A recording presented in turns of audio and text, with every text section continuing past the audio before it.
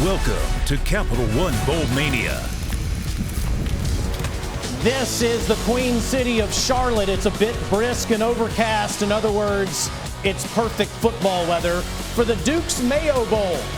Wake Forest in a bowl game for the 5th straight year. Dave Clawson has taken his program to the next level. 3rd time they're here in Charlotte for this game. Meanwhile, Wisconsin's in a bowl game for the 19th straight year. One of the longest streaks in the country, trying to finish with a winning record.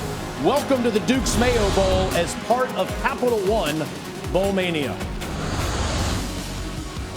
Happy holidays with the College Football Hall of Famer Matt Stinchcomb. I'm Taylor Zarzour. Our guy Marty Smith's on the field. We'll see him in just a second. We're pumped about the playoffs, just like you. But every bowl game matters, and especially this year, Stinch, when some of them are being canceled, getting to this point and playing, it's a big deal for these teams. There's no doubt. And both of the regular seasons for these two teams were abbreviated. Postponements, cancellations.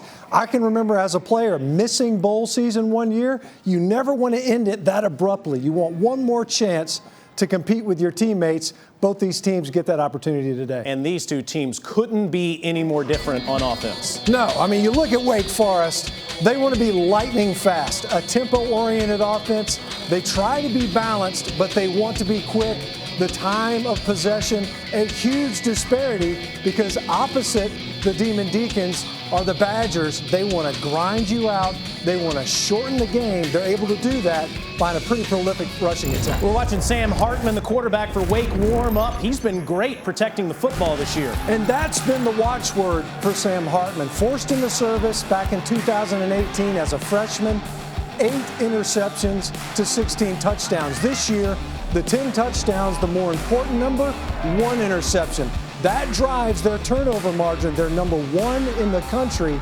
In that regard, it's been huge for the Demon Deacons with the decision-making at quarterback. Meanwhile, true freshman tailback Jalen Berger is available for Wisconsin. That's a big deal. No doubt. They missed 3 games this year. He missed the season finale versus Minnesota. They get him back. He's a thumper that gives them some explosive playmaking ability in the ground game. Boy, it was a challenge to get to this point of the season. For more on that, our man, Marty Smith, on the field.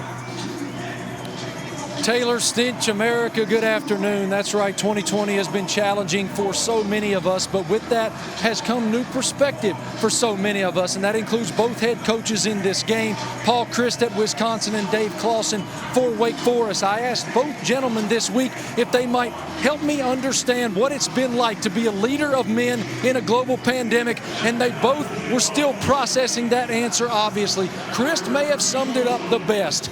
He said, man, this year, I realized that so many things that I thought were really important just aren't.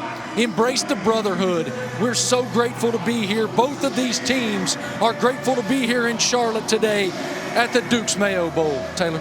Be working with you, my friend.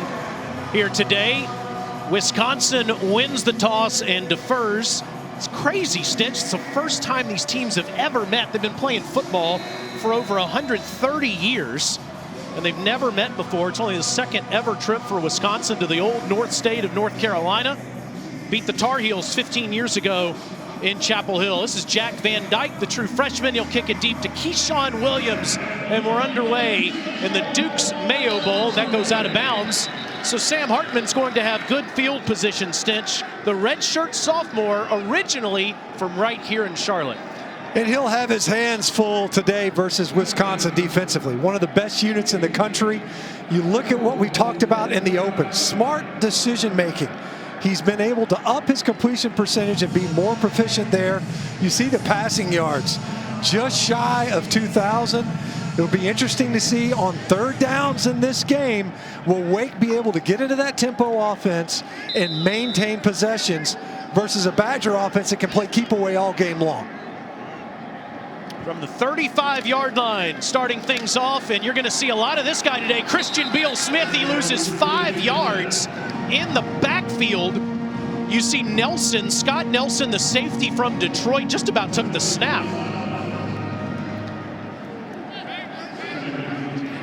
2nd and 14 after a loss of 4, empty backfield. Hartman goes quick, and he'll run ahead for a couple. It's 3rd and long for the Deacs. And so already a test for the Demon Deacons. Inefficient on the opening 2 downs. This is the #1 third down defense in the country in the Wisconsin Badgers. Hartman has plenty of time and a wide open receiver. Donovan Green into Badger territory and down to the 30-yard line. Big play for Wake Forest. 36 yards. Donovan Green working against Faion Hicks, one of the better covermen. You see the separation that Green was able to generate early. You're going to see a lot of man coverage from Wisconsin today. Green from Andy Griffith country, Mount Airy, North Carolina. Around the edge, Christian Beal-Smith maybe gets one. Beal-Smith has shared the load in the backfield this year with Kenneth Walker, but Walker's unavailable, so it's his game carrying the football today. You see the numbers, the 5.3 average per touch, and they need him to be able to get going, especially early on. He forces the defense to be patient. Watch how long they ride the mesh. 2nd and 8 to Beal-Smith, swinging it out, makes a man miss, cuts it back to the middle of the field, and is right near the marker, and it is a first down. A great effort by Beal-Smith out of the backfield. Didn't have a ton of catches coming into this game, only 3 receptions. You see it here early. Does a great job of picking up that first down, breaking the would-be tackle of Leo Chanel, one of the better defenders for the Badgers. And how about Wake in the red zone? #1 in the country scoring points, 26 of 28, and a strike over the middle there to Taylor Morin. It's 1st and goal, Deeks. And a great pickup by Beal-Smith in the backfield. Gave Sam Hartman just enough time to get that ball off. Hartman and Wake Forest marching down the field on the first drive. Both of these teams so grateful to be playing in this game. Christian Beal-Smith near the 5. It'll be 2nd and goal from there. Of course, we have the Cotton Bowl coming up tonight, the first of our 6 New Year's 6 games. A bunch of other bowls that'll be surrounding those games. And as Stinch told you in the open of our show, so important to finish the season off with a win. You remember this forever. As Marty told you, Dave Clawson's team opting in for this bowl game. A lot of teams in the Big Ten, the ACC, you can understand why they shut it down, and they did. And how about this? In the backfield, it's Christian Beal-Smith, and the Wildcat fakes the handoff, keeps it himself, gets around the edge for 1, but Nelson was right there with him. A nice tackle by Nelson, and the diagnosis saw Sam Hartman split out wide. The Wake Forest has been excellent in the red zone. 95% of the time they're coming away with points. 75% of the time they're scoring touchdowns. Right now, this opening possession for the Demon Deacons could not have started better. They needed to get points early and get into their tempo, and they have. Hartman has time, end zone, touchdown, Jaquari Roberson.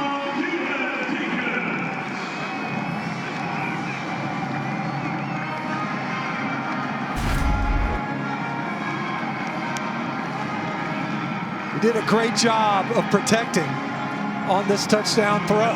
Just a fantastic amount of time for Sam Hartman. You saw Wisconsin early. They open up the game. They bring edge pressure, get a negative yardage play, and then the Deacons started rolling on offense. This is Jack Crane kicking today. Nick Skiba, one of the most accurate kickers in America, is unavailable, and Crane, the transfer from Wazoo, makes it 7-0 Deeks. How about Sam Hartman, 4 for 4, 61 yards, and this touchdown strike. The Duke's Mayo Bowl is underway.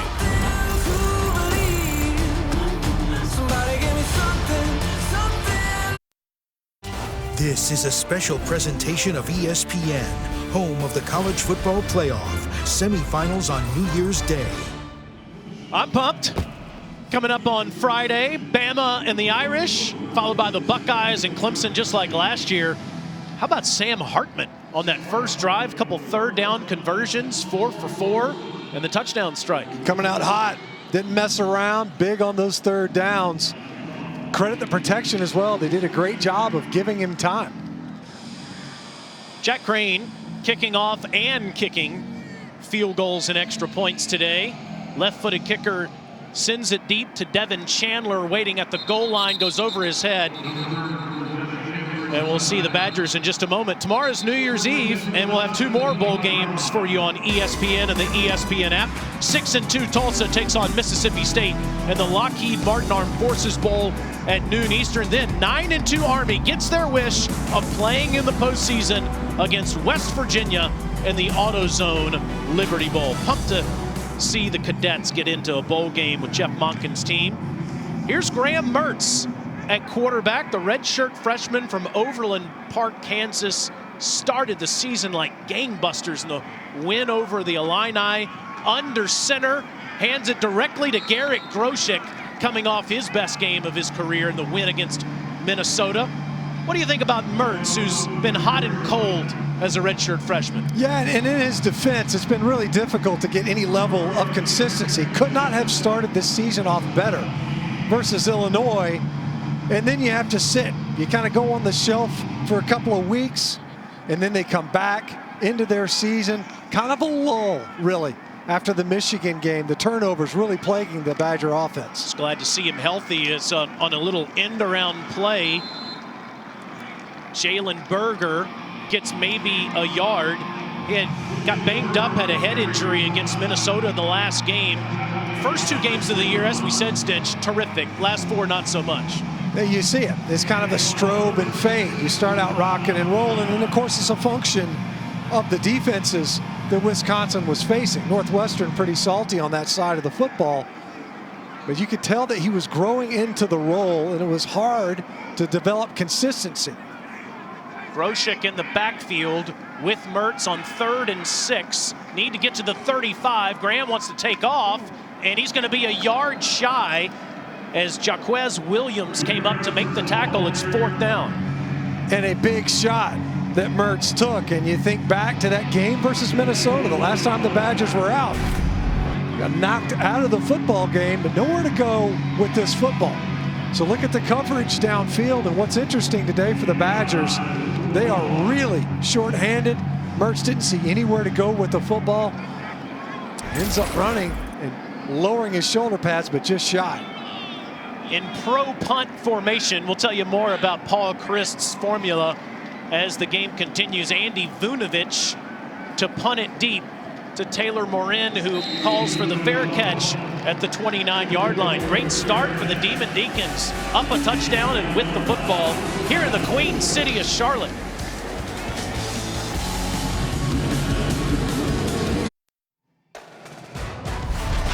The Duke's Mayo Bowl, brought to you by Duke's Mayonnaise, the only mayo with that southern something, that added oomph.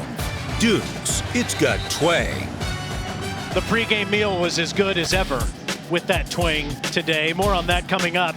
Wake Forest has had starts and stops all season. Lost their first 2 games. Game against Notre Dame was canceled ultimately after being postponed 4 times. See what happened in October. They didn't play football for a couple of weeks. Then they lose to the Tar Heels. Don't play for a month due to canceled games. Lost to Louisville. Coach Clawson said we weren't ready to play. FSU game is canceled, but the Duke's Mayo Bowl is on. Whew, that is a lot to go through, Stinch, in a calendar season. They prepared for 13 games and only got to play 8. Hartman over the top, too tall for Donovan Green. And you could tell it took its toll, not just on the coaching staff, but on the players as well. We asked him about that Louisville game, the preparation going into it. Was that like playing a season opener? He said, no, because we didn't even get to prepare. You couldn't come together as a team because of the COVID cases. Made it all the more difficult to return to the field of play. At one point, they were supposed to play the Duke's Mayo Challenge against the Irish in this stadium, and it never happened. Jack Sanborn takes down Sam. It's 3rd down, Marty. Taylor, the high point of Wake's season came 10 days after the North Carolina loss. Coach Clawson held a team meeting, and the itinerary was simple. Are you with us or are you against us? If you want out, get out. If you're in, let's go. Is football worth it to you? For the answer for that question to be yes, he told us, said everything about this group. And it says everything about Jaquarii Roberson's ability somehow, Stinch, to catch that football as he was interfered with.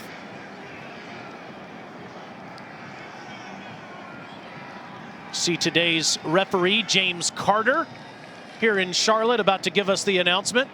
A pretty remarkable concentration that time by Roberson, and one of those guys that's going to get his targets. No doubt. We've seen Donovan Green already on a big 3rd and 11 to open the possessions for Wake Forest. Ended up being a touchdown scoring drive. Now a big catch by Roberson. There were 2 fouls on the play, 1 by each team.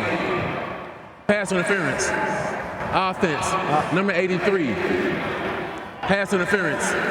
Defense, number 9. Those fouls offset. Replay 3rd down. So they get Taylor Morin for offensive pass interference, and they're saying, nah, the guy's trying to run his route. You see him even stop almost. Then you see the defensive pass interference. Yeah, that's there on Nelson, no doubt. I'm really surprised that a flag came out. Gosh, I mean, if anything, if you're going to block the guy, he stopped and slammed on the brakes. All right, let's try this again. 3rd and 10. Hartman wide open is Morin this time, and Taylor streaking down the sideline. Another big gain for Wake Forest on 3rd down. This is 46 yards, Stinch. Wow, redemption for Morin. You see another switch route on the outside, right at the release point, and you can see Wisconsin struggled to maintain coverage. Hartman keeps it himself, and he gets down to the 20. More on that, what you were saying, Marty, just about the challenges of this season. Just to follow up on that meeting I was discussing, defensive coordinator Lyle Hemphill told me of that meeting. The ones on the other side of that fence, you can stay over there. The ones on the fence, kick them, but not too hard. That way you learn who really wants to be here and who really wants to just say we're around the team. It became a do versus say equation, and after that, it was all about doing it. It's really impressive, Stinch, that they're playing football. I mean, given what they've been through this season, personally and on the football field, the fact, as Marty is saying, all these guys opted in to play in this game says a lot about their commitment to football in this team. Another 3rd down. 3 for 3 is Hartman on this down. Make it 4 for 4, and Roberson, touchdown. How about the effort? 18 yards and a 2nd touchdown for the junior from Murfreesboro, North Carolina.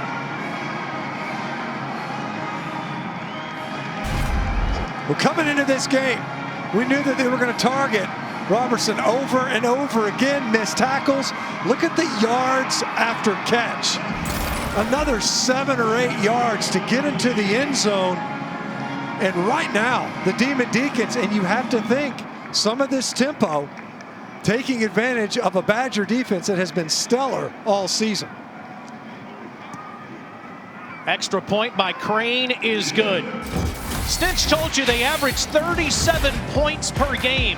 Somehow Wake Forest doesn't have an all-ACC performer. Feeling shunned by the media. Up 2 touchdowns.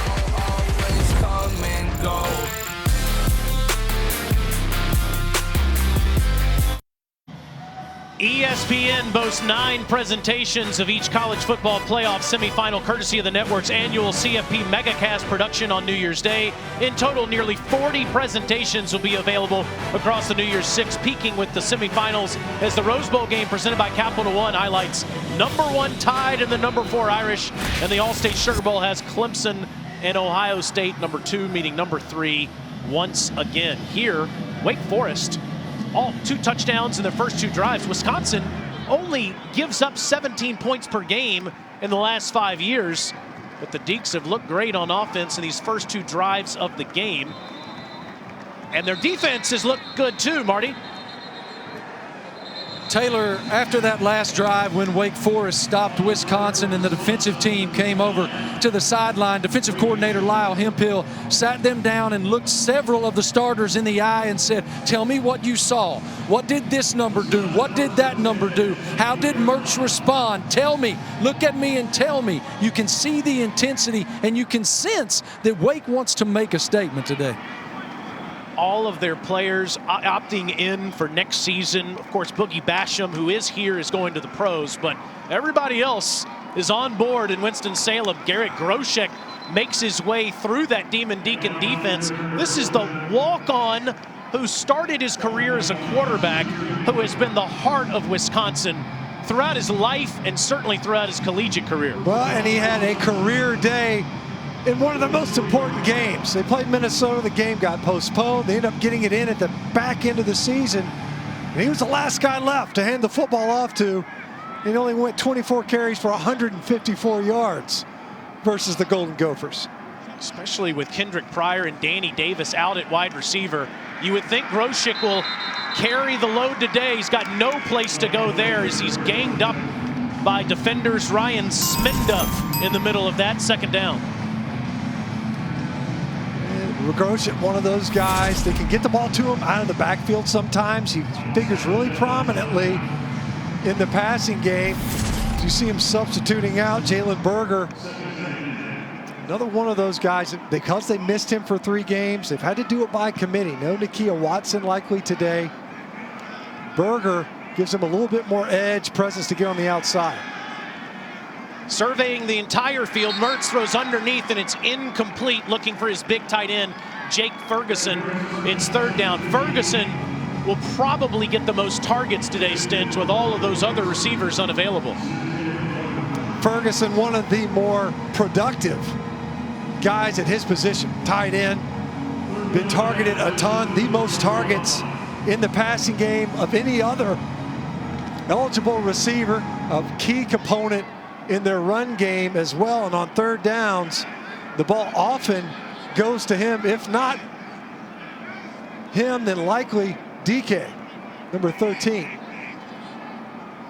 So now on a third down and 10, Mertz throws into coverage and Ferguson is the receiver. It's incomplete as the true freshman, walk-on Nick Anderson, was there in coverage. It's fourth down. There's nowhere to go with these footballs. Look at this. Nick Anderson jumps all over that route. Now the reason he's out there as a true freshman walk-on is you take a look at the other options. There's DK, nowhere to go with this football. Working against Jasir Taylor, who the Wake Forest coaches feel as if he might be their best defender. Tight coverage, no windows so far for Mertz. Coach Hempel's getting through to those defensive players. Besides that Groshek 11-yard run, that's all they've gotten. Play clock runs out on Wisconsin here. Delay of game. Kicking team. 5-yard penalty. Remains fourth down. Wisconsin just doesn't look ready yet, do they? They don't. It looks really disjointed. Both sides of the football, really. You know, defensively, you're getting carved up pretty good. The Deacons going up and down the field on you, and now a delay of game penalty on the minus side of the field. You're forfeiting field position early. Andy Vunovich for his second punt here in the first quarter.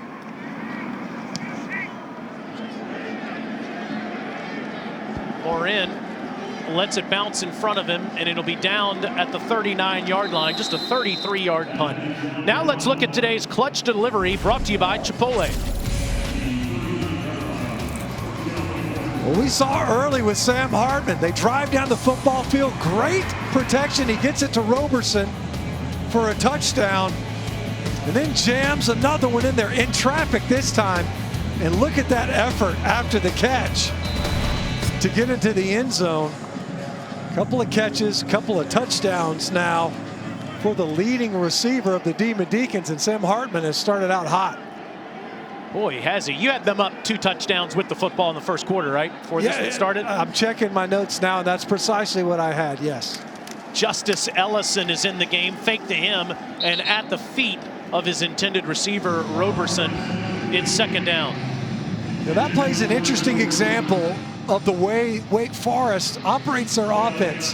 They will ride that handoff, the mesh point with the running back, a long time, and it forces the defenders to be incredibly patient. Hartman moving the pocket all the way to the sideline. He doesn't get anything, it'll be third down. Wisconsin's defense has been outstanding in every quarter this year, but especially in the first quarter of college football games. And there's 6 games throughout the year in the Big Ten, allowing just, I believe, 16 points in the first quarter, but giving up 14 today. There you see it. Deacs are 4 for 4 on third down already. Hartman off his back foot, incomplete. Nice coverage there by Thayon Hicks. We talked about that matchup. Hicks where he was supposed to be. It's fourth down. And so far in this game, as you see, look again, another switch, release. We saw an offensive pass interference, somewhat of a dubious call earlier. That time Hicks able to fight through, recover. Did a great job of getting his hand to disrupt that pass. Otherwise, Wake Forest has been phenomenal on third and long. Ivan Mora will kick it deep to Dean Ingram, but first a whistle and a False start. Kicking team number 5. 5-yard penalty. Fourth down. Here's Dave Clawson. He's done such a great job in his 7th year as the head coach of the Deacs. He's 40-44, but the last 5 years he's 34-26. He's built quite the program, and with all of these guys using the extra year of eligibility, Wake Forest is going to be a player in the ACC next year. There's no doubt they'll get a ton of experience back, and they're hoping for the opportunity to develop more, get in the weight room. Mora kicks it down there. Ingram lets it bounce out of bounds near the 25-yard line. We showed you the Wake Forest calendar. Well, Wisconsin's was just about as crazy. Of course, they had to wait until October to play some football. Looked great against Illinois, but then COVID issues canceled the Nebraska game. They blew out the Michigan Wolverines after the Purdue game was canceled. Since then, Wisconsin hasn't been the same. Just 7, 6, and 7 points in their 3 losses before holding on to Paul Bunyan's axe to finish the season 3-3. Third downs, turnovers, and red zone efficiency really slowing the offense. Mertz throws a lob to Ferguson, and he's into Wake Forest territory and flies over a defender. How about that athleticism? How about that? Really good at the point of attack. You see him, he was attached at the end of the line of scrimmage and just gets lost in the coverage. Smenda was trailing him, and you see that shot. Mertz hanging in there, and you mentioned it, lobbed it. A flag on that play. Ineligible player downfield. Offense, number 84. It's covered on the play by another receiver. 5-yard penalty. First down. All for naught. That was the first explosive play of the game for an offense that has really struggled all season long. Only 17 plays of 20 yards or more. And what ended up happening was it's a formation issue. Obviously, Ferguson is an eligible receiver. He's got that 84 number unless he's covered up formationally, and he was. The outside receiver was on the line of scrimmage, making him ineligible. Scott, a report negates a 40-yard play. Instead, it's 1st and 15, Wisconsin at their own 20, and they'll just use the conservative route to pick up a chunk of yardage to another former walk-on, Jack Dunn, who was tremendous in the last win against Minnesota. Again, another guy that had to step up big, former walk-on, program guy, and he mixes it up as a blocker, undersized, 5'7". They say he's 175 if he's got a couple of 10-pound plates in his pockets. But he is fearless as a blocker and was able to get a chunk of that yardage back. They said it's 2nd and 2. Outside incomplete over the head of Chimere Dike. Mertz needs to be more accurate with those. Yeah, and Mertz has taken a couple of shots early in this game. You think about that scramble. He came up just short on a 4th and 1, ended up with a 4th and 1. They punt the ball away. He took a shot on that would-be completion downfield to Ferguson. and just a little bit squirrely in the pocket. They haven't moved the pocket much, which is something that they did quite a bit versus Minnesota. A lot of nakeds, a lot of bootlegs. He had to come out of the game after taking a shot against the Golden Gophers. You just saw Chase Wolf relaying the play to him. And there's the fullback. That's Mason Stockey, and he looks short by a half a yard. Yeah, it looked like his hind end went down. As you see, the head linesman came running in there. It's a quick hitter. He's lined up at fullback. Watch. And you're trying to catch that defense where they're still trying to work to get penetration. And I think before he kind of fell backwards with that football, his hind end hit the ground. And you see Lyle Hemphill on the other side hoping to get a stop on 4th down. From their own 34-yard line. Let's go. First quarter bowl game, why not? Mertz keeps it himself. First down, Wisconsin.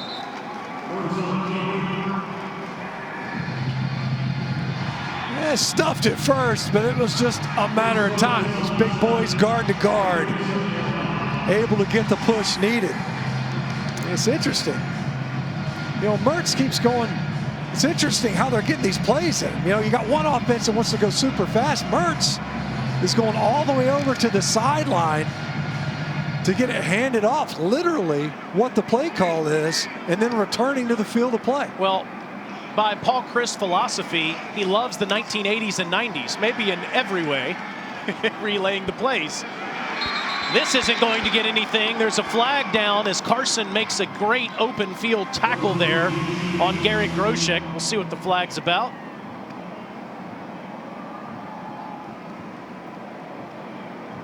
Nice tackle by the true freshman from Waldorf, Maryland.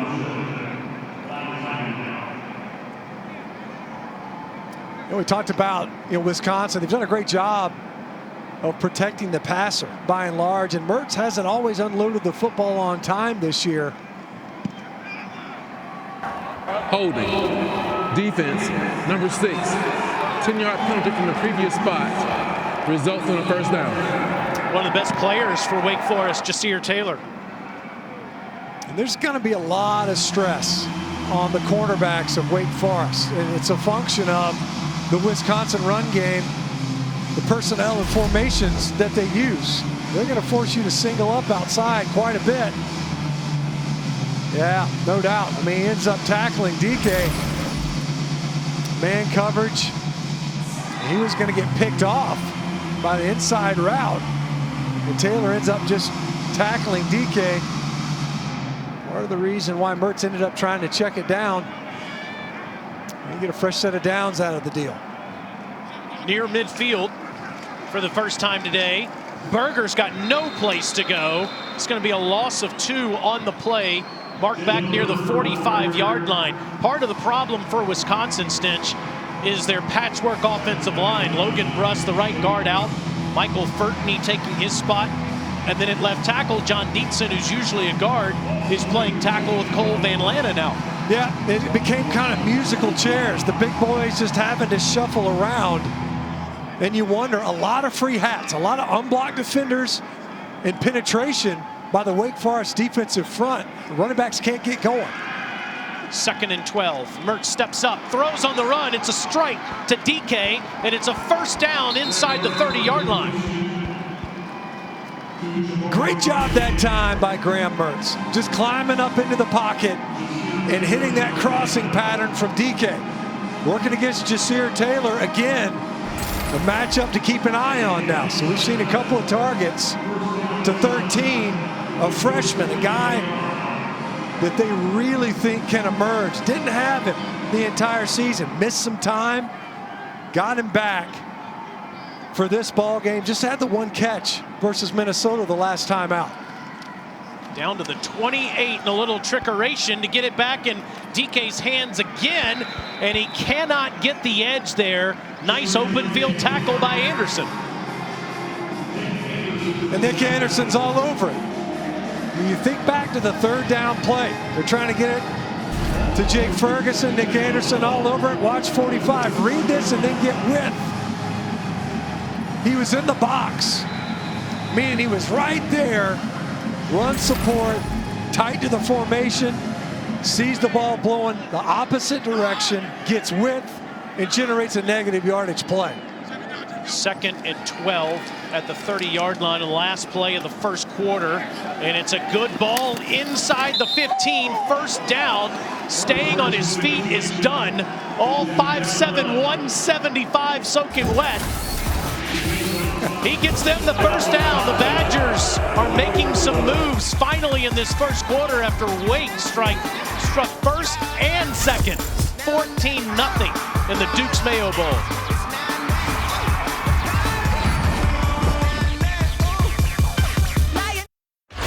2 days to the college football playoff semifinals. New Year's Day on ESPN. Meanwhile, here in the Duke's Mayo Bowl, Wake Forest gets off to a hot start, 14-0 as we start the second quarter.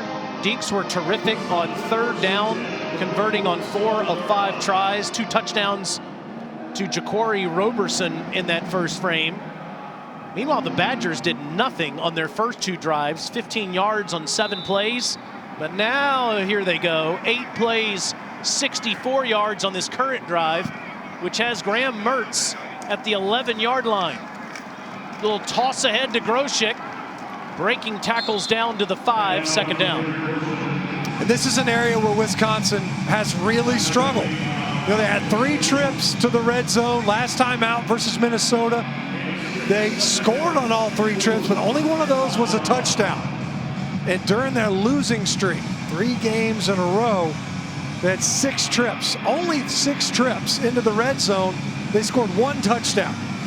They got to find a way to come away with points, especially the way the Wake Forest offense has started in this game. Behind those incredible Wisconsin offensive lines, that seems surprising, right? Usually they'd be so good when you have to move the line of scrimmage, but not here. Nice extra effort by Groshek, though, right near the first down. Looks like he'll be marked just short. Isaiah Chaney for Wake Forest had a chance to get a big tackle right there. Got upfield quickly, and instead Groshek with the second effort. And now with a 3rd and 1, they don't have to score right here, keep in mind, right? So you can pick up this first down. We might have to explain to some of our viewers what a fullback actually is in 2020. But do you use Mr. Stocky on 3rd and inches? Lined up right behind Mertz to his left with 3 backs back there. Instead, they give it to John Chanel, the other fullback. Touchdown. Well, in an age when defenses don't know what a fullback is, give them 2 fullbacks. What are both these guys doing back there? Full house backfield. And once again, Wisconsin loves this. The handoff, we've already seen it on a short yardage play earlier. Those quick hitters. Earlier it was to Mason Stocky. That time they motioned the tailback just enough to draw the eyes of the defense. Extra point is up and good. Now that was Badger football right there. Move the line of scrimmage. Use your fullbacks. Touchdown, Badgers.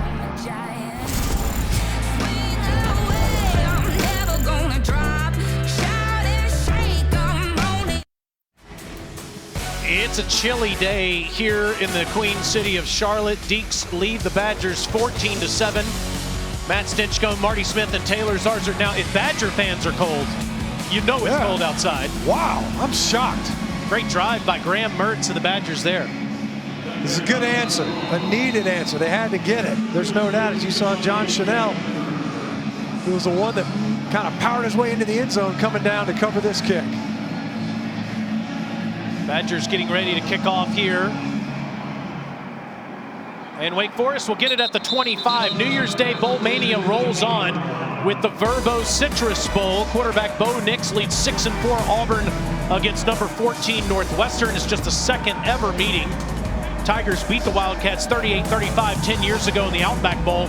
Coverage starts at 1 Eastern over on ABC and the ESPN app. What do you think about Brian Harsin going all the way from Boise down to the plains of Auburn? That was one that kind of came out of left field, or west field as it were.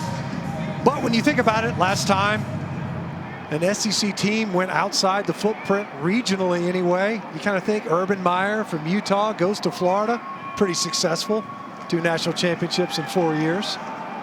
Hartman with the handoff to Beal Smith, trying to get away from Noah Burks and cannot.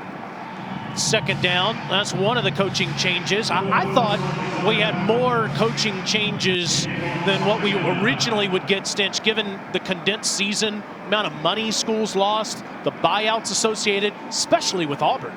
No question. I mean, a huge figure involved in that buyout. 2nd and 9, underneath throws, a good one. Breaking a tackle is Donovan Green. First down, Demon Deacons. Well, Donovan Green, he's not going to catch the football unless he's going to pick up big yardage.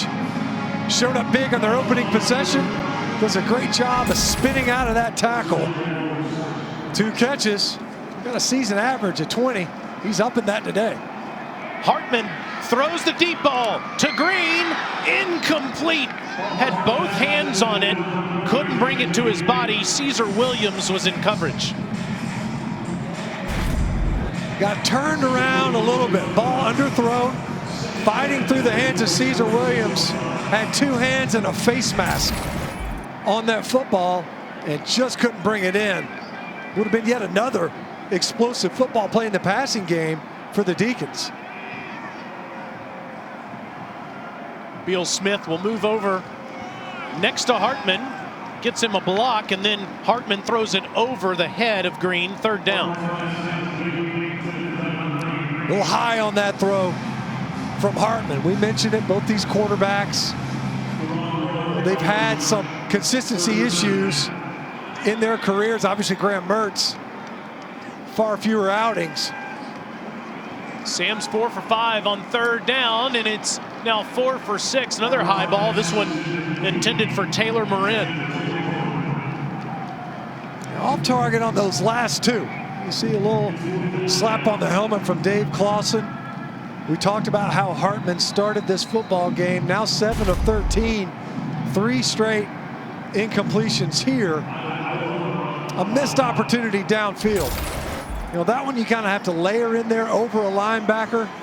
Was high and behind Morin. Mora with another punt, with Ingram waiting deep. Great punt by Mora. Ingram inside his 10. Tackled at the 6.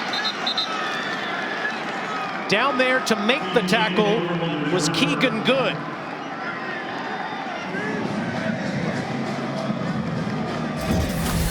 Keegan Good, the 5th-year senior from over in Pinehurst, North Carolina, with a nice tackle backing up the Badgers.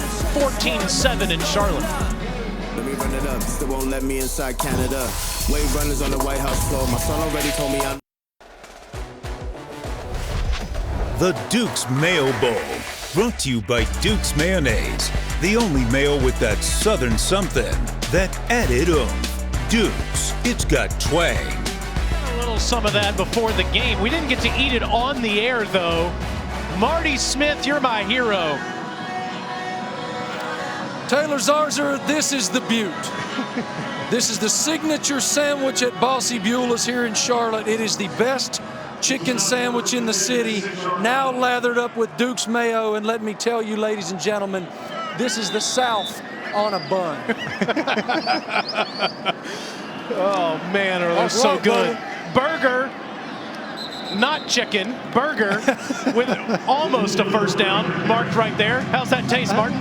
Hey, the only way to make that sandwich better from Bossy Beulah's is to put some Duke's mayo on it, right, Marty? It is completely ridiculous how delicious this sandwich is. I might just bid you gentlemen a fair adieu and go find a cold one with my Bossy Beulah's Butte. I know that's later. My man Will Lawson, who works for the Duke's Mayo Bowl, standing right behind you. He looks interested in getting his hands on one. Nice run by Berger on a first down. They give it back to Jalen again, and he goes past the 20-yard line. Badgers starting to get that ground game going. Yeah, you're coming out offense, you're backed up. Not a great decision in special teams. What's the best thing to do?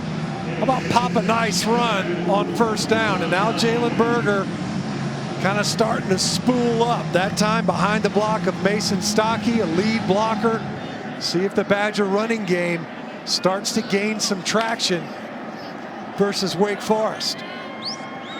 Just can't stop thinking about chicken sandwiches right now. First down for Berger. Past the 30-yard line. It's quite the sandwich dichotomy you got going. Can't stop thinking of chicken sandwiches. You're talking about Berger. 3 straight carries by Jalen. Look at the hole. Great job, Nick Anderson coming over and making a tackle. But Berger nearly breaking that one. Able to go over there, catch a blow on the sideline as Groshek checks in. That run game getting going.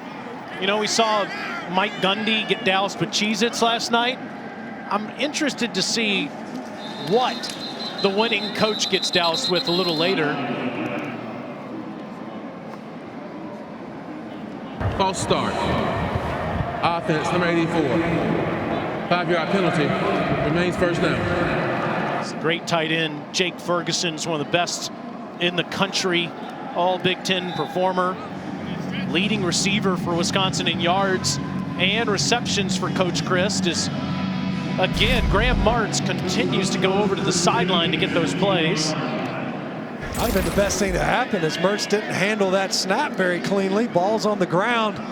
Ferguson caught leaning on those toes. Graham stands tall. Looks like maybe a little face mask in there on Jack Dunn. All the Badgers are asking, where's the penalty? They're really surprised. It looked like Dunn's head got spun around on the initial attempt. Oh, yeah. There's no doubt. That's a handful. Luke Masterson coming up trying to make this play. Definitely grasped the face mask enough to get his head spun. Comes out. Yeah. All kinds of stuff falling apart. Maybe it has to be like Arden Key against Fitzmagic last weekend in order to get the penalty called. 2nd and 6. Handoff to Groshek. First down, Badgers near midfield. They blow Jack Dunn through the backfield. I think they bought a few eyes at the second level, just enough for Groshek. It wasn't a clean handoff. Like Groshek didn't have a good handle on this ball initially. He's able to get upfield quickly. You see all the pulling blockers for Wisconsin. You know, these guys, they actually still getting a 3-point stance. Something that, you know, Lyle Lintville, defensive coordinator for Wake Forest, like, our guys don't see that. We don't see 3-point stances in the ACC. I formation, fullback, tailback, play action. Mertz doesn't have anything down the field, so he's going to have to throw this away. This is like as good as it gets for you, isn't it? I mean, we've got Duke's Mayo, we've got chicken, we've got burgers, we got traditional football with fullbacks pulling guards, getting their tailbacks down the field. It's like a Stinchcomb Nirvana right here. Yeah, I know it's Paul Chryst Nirvana. I mean, this is what he likes. This is what they coach to. This is what they recruit to. It's perfect weather for this kind of ball. There's no doubt. He talks about it in his offenses. They have tight ends. They run the football. They establish the line of scrimmage. And so far in this game, it's kind of sputtered a little bit on the ground. 2nd and 10. Groshek sees the hole again. It's another first down run. How about Coach Christ in this offense, Marty? Taylor, you're talking about all the amazing aspects of the Duke's Mayo Bowl today. And I'm sad. Garrett Groshek had the greatest Wisconsin waterfall that I have seen in ages. He had a beautiful mullet. It spilled with great, just gorgeous spillage out of his helmet. But alas, he has chopped it off. He has shaved it. And I told him last night via the tweeter machine that I understand under the weight of that mullet, a man just might buckle. But he was a great suitor with his Tennessee top hat. That waterfall is something else too, and he cut it off. He got married sporting the waterfall, and Marty put it on his social media. That's pretty good right there. That's no mullet. That's John Dietzen. Yeah. Coach Chris said that he started his career at Wisconsin back in the 1990s when Coach Alvarez was getting going. He's been a Badger forever. Hadn't got that hair chopped off in a long time.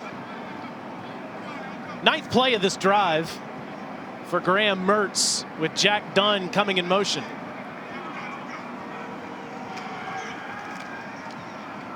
Mertz throws down the field over the head of Berger, who is covered up by Smenda. It's 3rd down. Wisconsin starting to own the time of possession here in the latter stages of the 2nd quarter. Yeah, and really this drive fueled by the ground game. 4 rushes of 10 yards or more. We talk about that element and how they want to get that established. As you see now, the Badgers eclipsing Wake, and unsurprisingly so. Wake's not geared that way.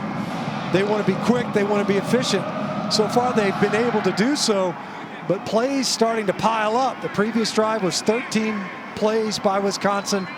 Now 9 on this drive as they enter Demon Deacon territory. Groshek's got nowhere to go on 3rd and 9. Nice tackle by Williams. It's 4th down. Yeah, you know, Wake Forest stayed home right there. A little bit surprised. I mean, it's really conservative here unless you're thinking 4th. You don't have a great field goal kicker. You hand it off, and maybe you're thinking you're in 4-down territory. You don't get anything out of that handoff. Wake forces another punt. Vunovic going to try to pin the Deeks deep.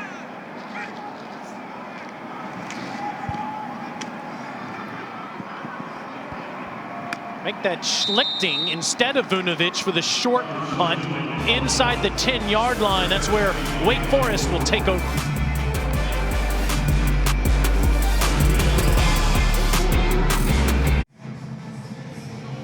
Taylor Stinch and Marty with you. The challenges for Dave Clawson and his family this year during this global pandemic have been enormous. For more on that, here's Marty. Thank you, Taylor. We've had the great blessing of chatting with so many coaches this year about the challenges that this pandemic has presented them, and no one really articulated it better than Coach Clawson did. As you stated, he and his family at times had to live apart from one another, even in their own home. His wife is a breast cancer survivor, so they've been extra careful. When he's in the home, they stay apart. He stays downstairs and she stays upstairs, and they're not around each other without masks on or until he gets 2 negative COVID tests. So it's been especially challenging for them, and that is one reason that having a finite finish to this season is very welcoming to this Wake team. In that black jacket is Courtney, his daughter, who's serving as one of the managers today. Great to have her with her dad after a 9-yard Christian Beal-Smith run. Just taptoeing, dancing there, and he spins and gets the 1st down. It just really puts things in perspective, Stinch, what Catherine, Dave Clawson, and their children have had to go through this year. Yeah, I think it characterizes it well, just not only the sacrifice, the commitment that it's taken to get this far. And you have to know that as excited as they are to compete today, eager to get on the other side. Hartman throws behind, more in there, and it's 2nd down. All 3 of us on this broadcast today have been hit by COVID. I'm sure some of you have seen the announcement of some of our colleagues that unfortunately can't participate in games given positive tests. It has been a year unlike any other, and the impact it has had on loved ones has been significant. 2nd and 10. Deeks from their own 21, deflected ball. It's incomplete. Burks almost got to that, would have been a touchdown. And Sam Hartman, he's got to get dialed back in as a passer. You think about the previous possession, 3 straight incompletions. The last 2 of those were misfires. Then he was off on his previous attempt. That ball gets tipped. You see the difference. Started out hot, rocking and rolling, and has really cooled off. He's got to dial in that accuracy. On 3rd and 10, throws a ball that's perfect for Roberson, but he was covered up. Hicks running right with him, and after those 2 early touchdowns, Hicks has stepped his game up. You can see Roberson a little bit frustrated. We knew this was the matchup. Hicks and Roberson, and you could see Hicks gets his hand between the hands of the would-be receiver, and Roberson, some frustration by the Demon Deacons. Well, they had a couple of nice runs to get that thing started. Then you get a misfire to Marin over the middle. And the passing game needs to get going again. Oh, this ball falls on the ground, is picked up, and it's blocked by the Badgers and covered up at the 9-yard line. And Wisconsin will start there as Jalen Franklin is Johnny on the spot.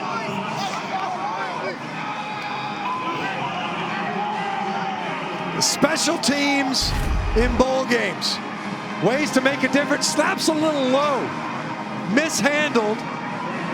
And by then, any rush unit can get there. Look at this, the timing of this kick. Van Mora tries to get it off. Franklin's right there, takes it right off his foot. Yeah, calamity. You think about Wisconsin, they hand the football off on a 3rd and long, end up having to punt the ball away, and special teams gets it back to the Badger offense inside the red zone. So Wake Forest, I know it's not a turnover, certainly feels like one. It's a Wake Forest team that doesn't make mistakes. Groshek on 1st and goal gets a couple.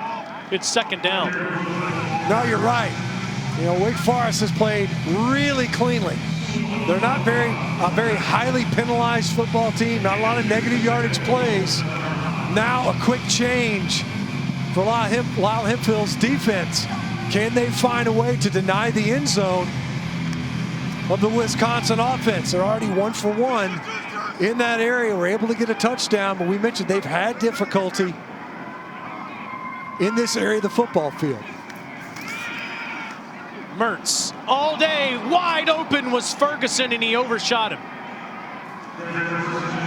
Had him.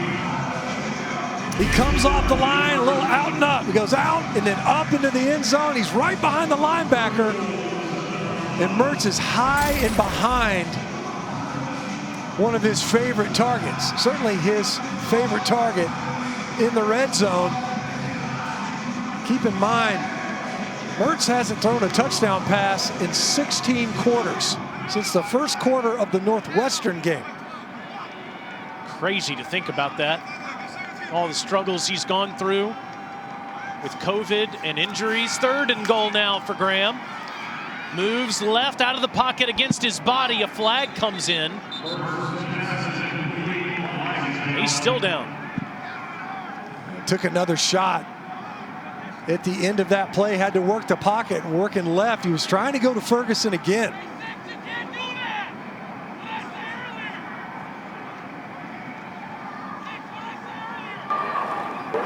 Holding. Defense, number 6. Half the distance to the goal. Be an automatic 1st down. On a 3rd and goal. And it's Jasir Taylor working on DK. They're just saying he was too grabby early in that route. Look at this shot. Oh, Graham Mertz gets grilled at the end of that attempt. Rolling to his left, kind of jumps. He gets laid out. Wake Forest is plus 14 in turnover margin as you see Chase Wolf come into the game. And they have the fewest yards and penalties all season. Hand off to Groshek, and he's met at the 1-yard line. So Mertz gets his bell rung and is out of the game. And here's Chase Wolf, who came in relief in the Minnesota game. Sophomore from Cincinnati, was 4 of 5 in that game.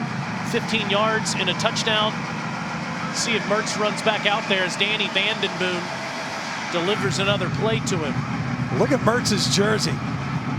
You know, for a program, it's O-line U, that bothers you. Back of a jersey, your quarterback's got a bunch of grass stains all over it. See if they stay on the ground. Another full house backfield. Given to the fullback again. Chanel at the goal line is short. Scored on that same play earlier. Another quick hitter. That time to the right side of the offensive front. As we mentioned, Michael Furtney in there. John Dietzen over there at left tackle. Furtney at right guard. You got Jalen Berger in the backfield, likely at tailback here. Mason Stockey and Chanel up front. Mertz keeps it himself. Touchdown. For a guy that has gone through so much the last few games with head injuries and taking big tackles, they call his own number and he scores. A great push. Took him a second. He picked the wrong hole. He's right there at left guard. His couple of fullbacks helped him out. They guide you over here to where the hole is, pal. Mertz came out of the game, took a shot. Clearly okay for them to call a QB sneak to get in the end zone. Larsh to tie it up. And after the Deacs score on their first 2 drives, they make a mistake on the punt. Wisconsin capitalizes and ties things up. Brand new ball game at the Duke's Mayo Bowl in the Queen City of Charlotte.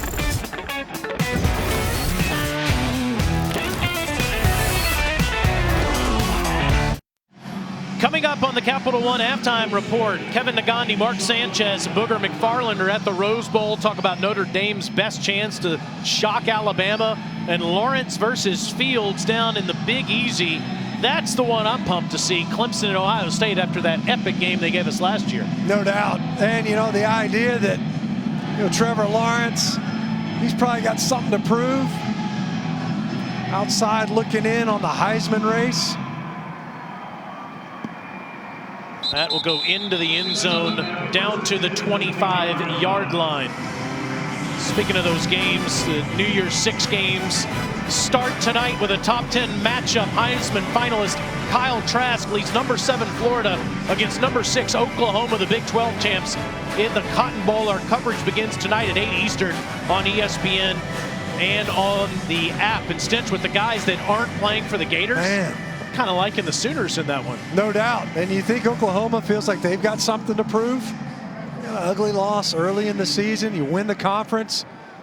You end up facing a team that was thought to be one of the best offenses. Certainly gave Alabama all they wanted in the SEC championship game, but the Gators are going to be a shell of a football team. A lot of backups on the field. Sooners are going to look to prove a point. Yeah, Herbie's been saying all year this is the best Sooner defense in the Riley era. Delay of game. Offense. 5-yard penalty. First down. Now, what's happened to Dave Clawson's offense here since the second quarter started? Yeah, it's Sam Hartman. When he started out so hot, and we're talking about, wow, they are rocking and rolling in the passing game. He's completed 1 of his last 9 attempts. Misfires, and a couple balls bounce off the hands of receivers. Justice Ellison gets about 8, maybe 9 on first down, so go to the ground to try to get things righted. And the last possession, they had a couple of nice runs. Christian Beal-Smith started the possession off with a nice run, and then the passing game just couldn't get the conversions. Wake has averaged some long down and distance to maintain their possessions. 3rd and 7.7 yards to go. Can they be more efficient here on second down?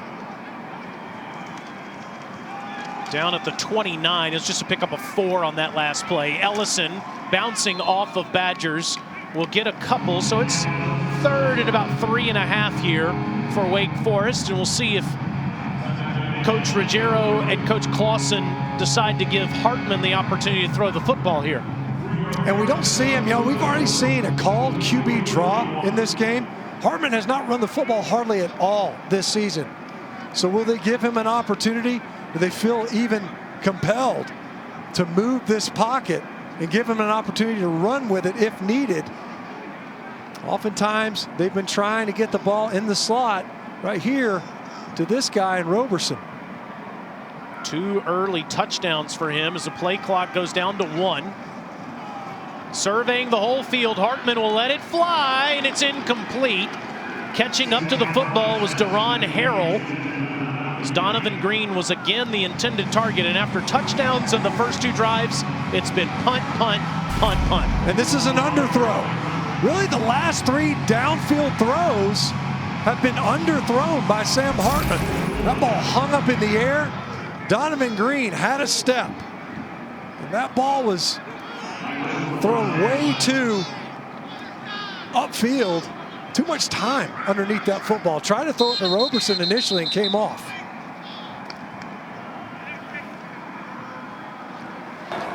First charge timeout of the half. Wake Forest. 30 seconds. Well, you were talking about Sam Hartman and his struggles after the great start. He's cooled off. Went right down the field. Third down conversions. Threw a couple of early touchdown passes. We talk about Roberson. He's figured prominently in the Wake Forest offense all season long. But then he get a batted ball. He had a shot downfield to Donovan Green. He couldn't come up with. High and away to Marin over the middle. And he just hasn't been able to dial things back in. You see it, 7 of his first 10, 144 yards, a couple of scores. 0 for his last 6. And until they get that run game going, he's going to have to figure out a way because his receivers have been open. Good snap by Jacob Zur there, back to Ivan Mora. And at the 21-yard line, Dean Ingram is lit up there immediately by Keyshawn Williams. And here's a look at this year's finalists for the ROTC All-American team presented by Navy Federal Credit Union. These 12 were selected by a panel of judges from Navy Federal Credit Union's executive team to the ROTC All-American team. 3 are honored as the ROTC Students of the Year. And there's Chase Wolf back in the game in relief of Graham Mertz, who just scored on a touchdown keeper. And it's Wolf faking the handoff and keeping it himself to the 25-yard line. Interesting change given the fact that, as we pointed out, Mertz was rattled. Got nailed. It looks like he's fine there on the sidelines. Chase Wolf came in relief of Mertz versus Minnesota in their season finale. He hadn't attempted any passes going into that game. It was 4 or 5 as a passer versus the Golden Gophers. They call his own number here. He'll run it. It's a first down for Wisconsin. And Wolf is out of bounds. It'll be interesting to see if they get into field goal range what Coach Chris decides to do today with Colin Larsh, who's long on the season is just 31 yards. You see the numbers on Wolf, and it makes you wonder here, Stinch, if Mertz is bothered by an arm issue, if he can run it himself into the end zone, but Wolf is playing every down now. I think almost maybe this is just a change up here, a package play, because we've seen 2 carries from Wolf, both of those designed QB runs. See if we see another. Groshek goes straight ahead and gets a couple. Yes, we're going to count that as technically a pass. It's a forward shovel there to Groshek. 15 runs in the quarter for Wisconsin. Because of the kicking issues, Wisconsin, with all 3 of its timeouts, is not using those yet. Maybe they will now, as Jack Dunn makes the catch and gets out of bounds with 39 seconds to go. That might change it a little bit. You're sitting on a full slate of them. It's not going to help you there in the second half. You see the clock stop now with Dunn able to get out of bounds. But curious if they do stick with this just because of the lack of experience Wolf has had as a passer this season. From their own 47. Chase loads up, throws down the field into double coverage, and it's picked off. Another one for Nick Anderson, his 4th of the year.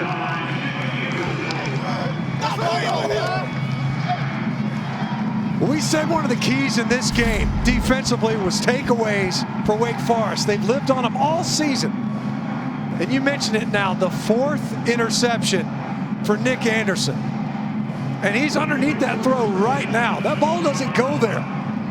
Chase Wolf falls in love with it, pushes it downfield, and Anderson makes him pay. You open up with that run package at quarterback, but then you're put in a scenario where as the clock's ticking down, you get a completion to Dunn, he gets out of bounds, then you force one downfield and give it back to your opponent with 32 seconds to play, and the Demon Deacons have 2 timeouts.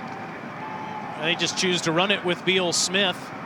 What a story Anderson is, a true freshman walk-on at no scholarship offers at the Power 5 level. Was driving the Wake Forest coaches crazy, texting them like every single day. Lyle Hemphill, the defensive coordinator, said, "Who is this guy that keeps texting me every day?" This walk-on was driving him nuts. They had to split the fields due to COVID and have split squad scrimmages, and he flashed so much so that in the debut against Clemson, he ended up playing 62 snaps in that game, and he gets the interception to end the half. Stay tuned for the Capital One halftime report after the break.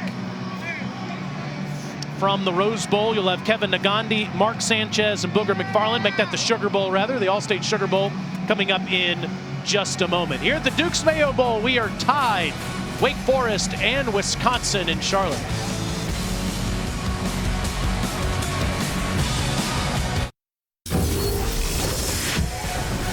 Welcome back to Capital One Bowl Mania. You are watching the Duke's Mayo Bowl as part of Capital One Bowl Mania here in Charlotte, North Carolina. Wake Forest with the first 2 touchdowns, Wisconsin with 2 tuds in the second quarter to match them. As we start the third quarter, a tale of 2 different quarters. Well, there's no doubt, because you could start out the game hot, and Wake Forest just peppering the Wisconsin defense, a salty defense to say the least. And early on, Sam Hartman had plenty of mustard on his passes. It came off a little bit. Wisconsin was kind of in catch-up mode there for a little while, but special teams was able to get the Badgers back into this game. And you could tell both of these squads kind of relishing this opportunity in the Duke's Mayo Bowl to compete. Both of them knotted up, both wins and losses even coming into this game. One team at 4-4, one at 3-3. A tie ball game to start the second half. Wisconsin gets it at the 25, Marty. I mean, I was going to give this great report about talking to both head coaches, but after Stinch just went through the gamut of condiments, I'm rendered somewhat speechless. I did speak with Dave Clawson. He's thrilled with his team's effort, certainly out of the gate. Feels like he gave him one and left a lot of plays on the field. Missed some throws, had some drops. He said the way we play with that up-tempo, we have to finish those plays. As for Coach Christ, he said he's really proud of how his team fought back, being down 14-0, and Graham Mertz, fellas, is just fine. He's right on the field, right there, Taylor. How's that for play-by-play? Chase Wolf is out. Mertz is in. Marty might do some play-by-play here in a minute. Groshek gets 5 as he gets wrestled to the ground. Did you think you were going to get away with those condiment remarks a moment ago without anyone noticing? It just happened organically. Look at the Badgers after those first 2 drives. They've played Badger football, establishing the line of scrimmage. Yeah, the big piece of it for me is the first quarter, they ran the ball 9 times. Second quarter, 14 times. They had a couple of long drives. You know, curious end to the first half, which is why we're sitting here wondering, is Graham Mertz okay to be in the 2-minute drill with a guy who's only attempted 5 passes, ends in an interception. Groshek again, no place to go. Look at Ryan Smenda in the backfield. Ryan Smenda does a great job. He attacks the line of scrimmage. So watch him right here. And he's going to get downhill right at the snap. Watch him shoot the gap. You're pulling from the left side, and you're trying to get a kick out. Cover him up. Smenda doesn't even flinch. You know, you're blowing Jack Dunn through the backfield. Smenda just runs right downhill. Makes the play in the backfield for negative yards. Junior from Orange Park, Florida. Tackle for loss. It's 3rd and 9 for Mertz. Flushed out, throws underneath, and it's caught. But it looks like DK is going to be 1.5 yards short, 4th down. Completed it right on the boundary. And DK, as he's coming back, got to have some awareness as to where you are on the field. We talked about it. They're really excited about him as a freshman. Mertz hits him, but it's not enough to convert. You open up the possession, giving the football right back here in the second half to Wake Forest. They kind of squandered their opportunity there late in the first half. Vunovic dropped the snap there. And that is, that's a word all golfers don't like to use. The S word.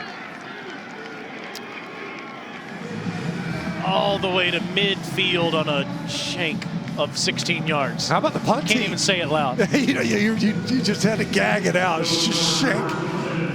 And you think about it, as you mentioned, you had a dropped snap that set up a Wisconsin score. And now I can say it because I don't play golf. A shanked punt right at midfield. And Wake Forest with excellent starting field position here in the second half. Can they capitalize? Entire ESPN family has tried to get Stinch out there. He just won't do it. Sam Hartman's trying to get going on the football field. And that's a completion somehow in a muddy pocket to Taylor Morin. It's second down. What's gone wrong for Hartman since those first two drives? Well, part of it has been, he had a drop, downfield. Donovan Green had a shot at an explosive play. Since then, and in that instance, it was a completion, but he had pressure right in his face. He's had largely clean pockets, just hasn't been on target. Christian Beal-Smith finds a little hole and gets at the first down marker at the 40-yard line. It's a first down for the Deacs. Wake Forest is just, and Beal-Smith especially, they're exceptionally patient runners. I talk about how long they ride the handoffs, but even once the backs get that ball, they are really, really patient attacking the line of scrimmage, and it's because the offensive line doesn't climb to the second level. Beal-Smith again wrestled down after a pickup of two. They say he never went on the ground. He gets up and he's inside the 15-yard line before Nelson wrestles him to the ground. Talk about patience. How about you just rope-a-dope? Nah, he's never. His right elbow looked like it would have come the closest. It never made contact. There's just a pile of Badgers underneath Beal-Smith. You remember that Michael Dyer? The runner was not down on the initial contact. The previous play is under review. Yeah. Auburn won the national championship 10 years ago. Michael Dyer rolled over an Oregon defender. Looked a lot like that. Yeah. Happened a lot quicker, though. It's like Beal-Smith kind of sat there for a second, caught his breath, got a second win. Watch as there's nothing that makes contact with the ground. He's floating on two Badger defenders and then just spins off and takes off. That's great awareness by Beal-Smith. And what they're going to look for is that right elbow. It does not look to me, or his left elbow rather, it doesn't look to me that his left elbow makes contact with the turf.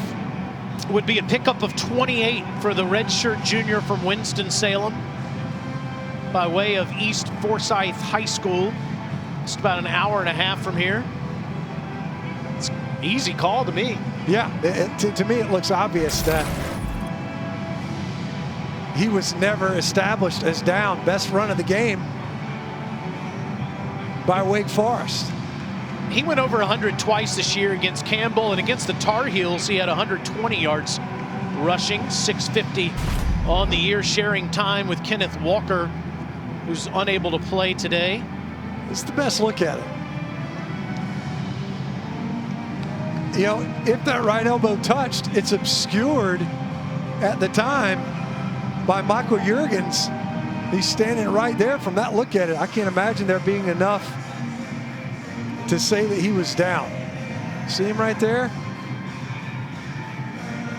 Nothing but red jerseys he's laying on. Doesn't touch the turf. Beal-Smith, one of many Demon Deacons that's opting in for next season. He could leave. Redshirt junior will evidently be a redshirt junior again. That's right. Next year could play 2 more seasons if he wants. After review, the ruling on the field stands. First down. So the Deacs once again starting out like gangbusters, just like they did in the first half. Well, this time the ground game powering the Wake Forest offense to start the second half.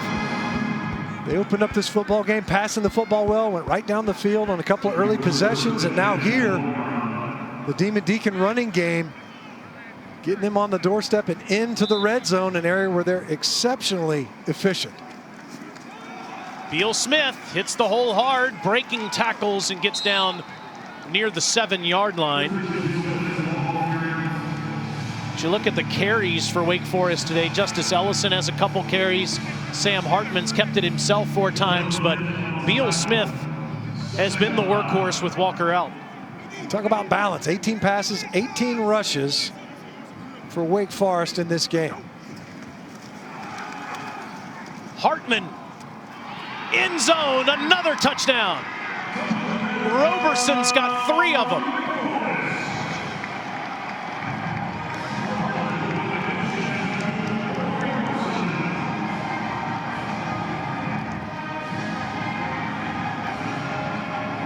We mirror the start of this game. Started out with a touchdown throw to Roberson.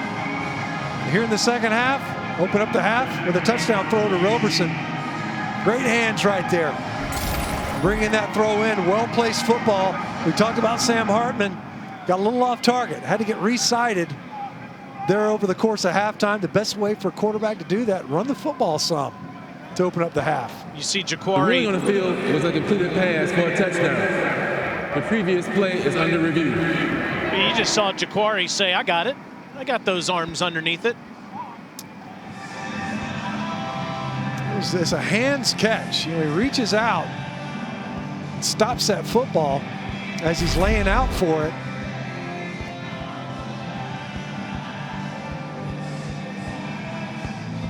Does he have firm control as he's going to the ground?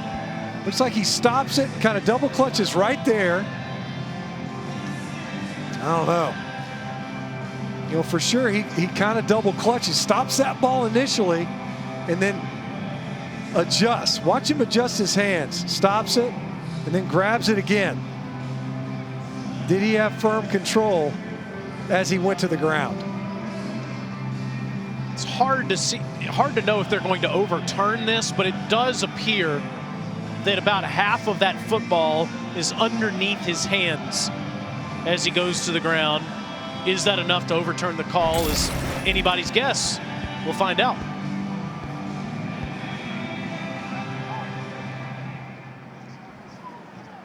After review, the ruling on the field is confirmed.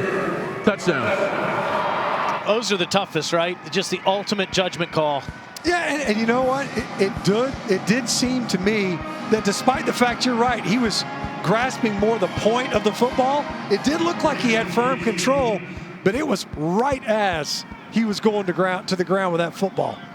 Jack Crane from lovely Sammamish, Washington.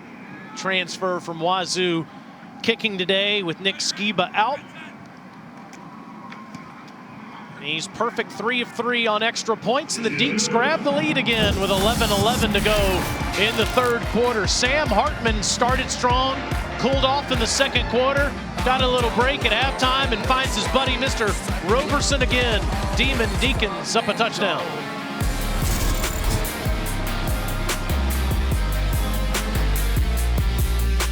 Alabama, Clemson, Ohio State, Notre Dame. The College Football Playoff semifinals, New Year's Day on ESPN. I know what I'm doing on New Year's Day. We got a good one here at the Dukes Mayo Bowl. Deacs and the Badgers with Wake again striking first in the 2nd half, just like they did in the 1st. Crane's kick is a short one, and this is returnable at the 8-yard line as Devin Chandler breaking tackles, staying in bounds, tiptoeing the sideline, and he's finally brought down at the 35-yard line as Keegan Good might have saved the touchdown. The special teams play here in the 2nd half. Shank punt sets up a Wake Forest score, and now an excellent kickoff return. Great balance. Talk about tiptoeing down the sideline. I thought surely he was going to get out of bounds here. I don't see it. I think he's clean and in the field of play. Can you imagine how badly that true freshman wanted to score a touchdown? He's the only Badger from this area that gets to come back and play at home for Marty Smith territory up in Huntersville, just about 30 minutes north of the stadium. 33-yard line is where they'll start, Mertz, on this drive. Badgers are going to call timeout, it looks like. Charge timeout of the half. Wisconsin. 30-second timeout. All right, here's the New Year's 6 games, and it's a top 10 matchup that should be a good one. Heisman finalist Kyle Trask leads number 7 Florida against number 6 Oklahoma, the Big 12 champs, in the Cotton Bowl. That's tonight, with our coverage starting at 8 Eastern on ESPN and on the app. Trask had one whale of a season. He's not going to have Kyle Pitts to throw the ball to. He's not going to have a bunch of his weapons that he had all season against the Sooners and that improved defense. No Kadarius Toney, no Trayvon Grimes out wide. I mean, literally, who are you throwing it to? Jacob Copeland might be the only guy left. Defensively, guys tapping out. Marco Wilson, a lot of new faces on the field for the Gators in that one. Groshek and Chanel in the backfield, and Groshek will not get anything. The Sooners started the season 1-2. They lost to K-State and the Clones, and then they won 7 straight games to finish the year 8-2 and got revenge against Iowa State to win their 6th straight Big 12 title. I was saying this earlier, Kirk Herbstreit was saying all year, that's the best defense that Lincoln Riley's had in his tenure as the head coach of the Sooners, and you certainly don't like to see this, as Suleiman Kamara is injured.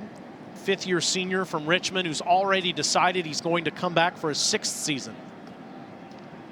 See there, a couple of tackles today, and see those hands in the face mask. Never a good sign, at least initially. Check on Kamara and be right back.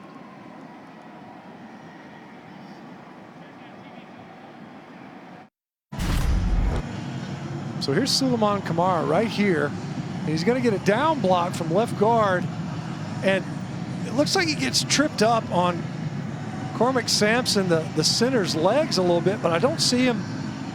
Nothing really buckles. He didn't roll his ankle. I didn't see that. You know, sometimes you'll see it, especially when you've got 2 down blocks like that. The guy on the outside of the down blocks gets hung up on the legs of the offensive lineman inside. That time, didn't really see it. A thin defensive front for Wake Forest gets a little bit thinner without Kamara in there. Play action, sets the bubble up. Ferguson with his first catch of the day, and it's a big one inside the 20, down near the 10-yard line. Has now caught a pass in all 34 games he's played in as a Badger. Took a while, 4th target, and it was on a screen pass, really well executed. Missed opportunity in the open field. Luke Masterson looked like he had it sniffed out, couldn't make the play, and Ferguson, as you mentioned, you see that, the 4th longest active streak of consecutive games with a catch.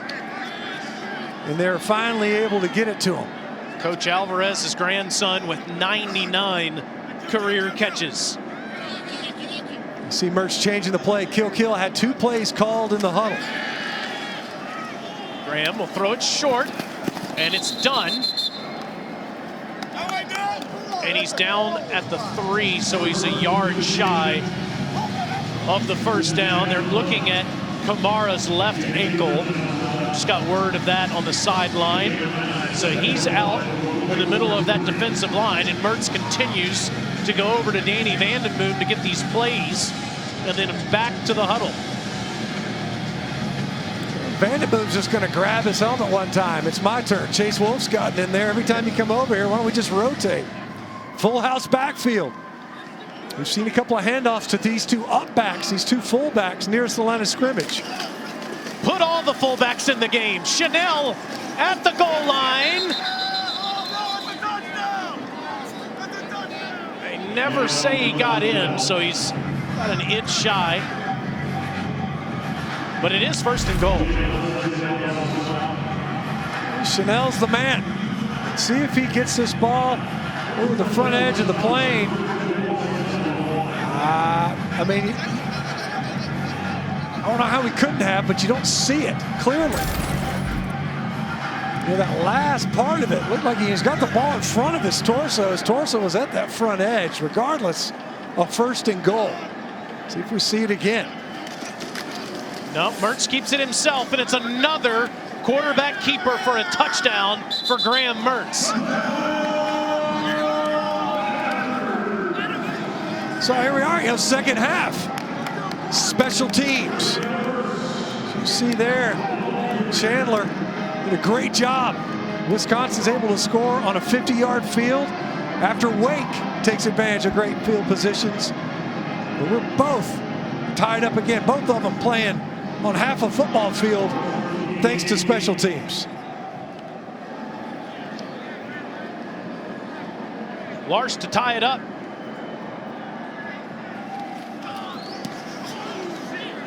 So, Stinch, if you go right out of Marty Smith's house in Cornelius, North Carolina, you'll get to Huff High School.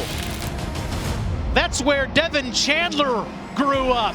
Comes back home with a huge kick return. He sets the Badgers up, and it's tied up in the Duke's Mayo Bowl.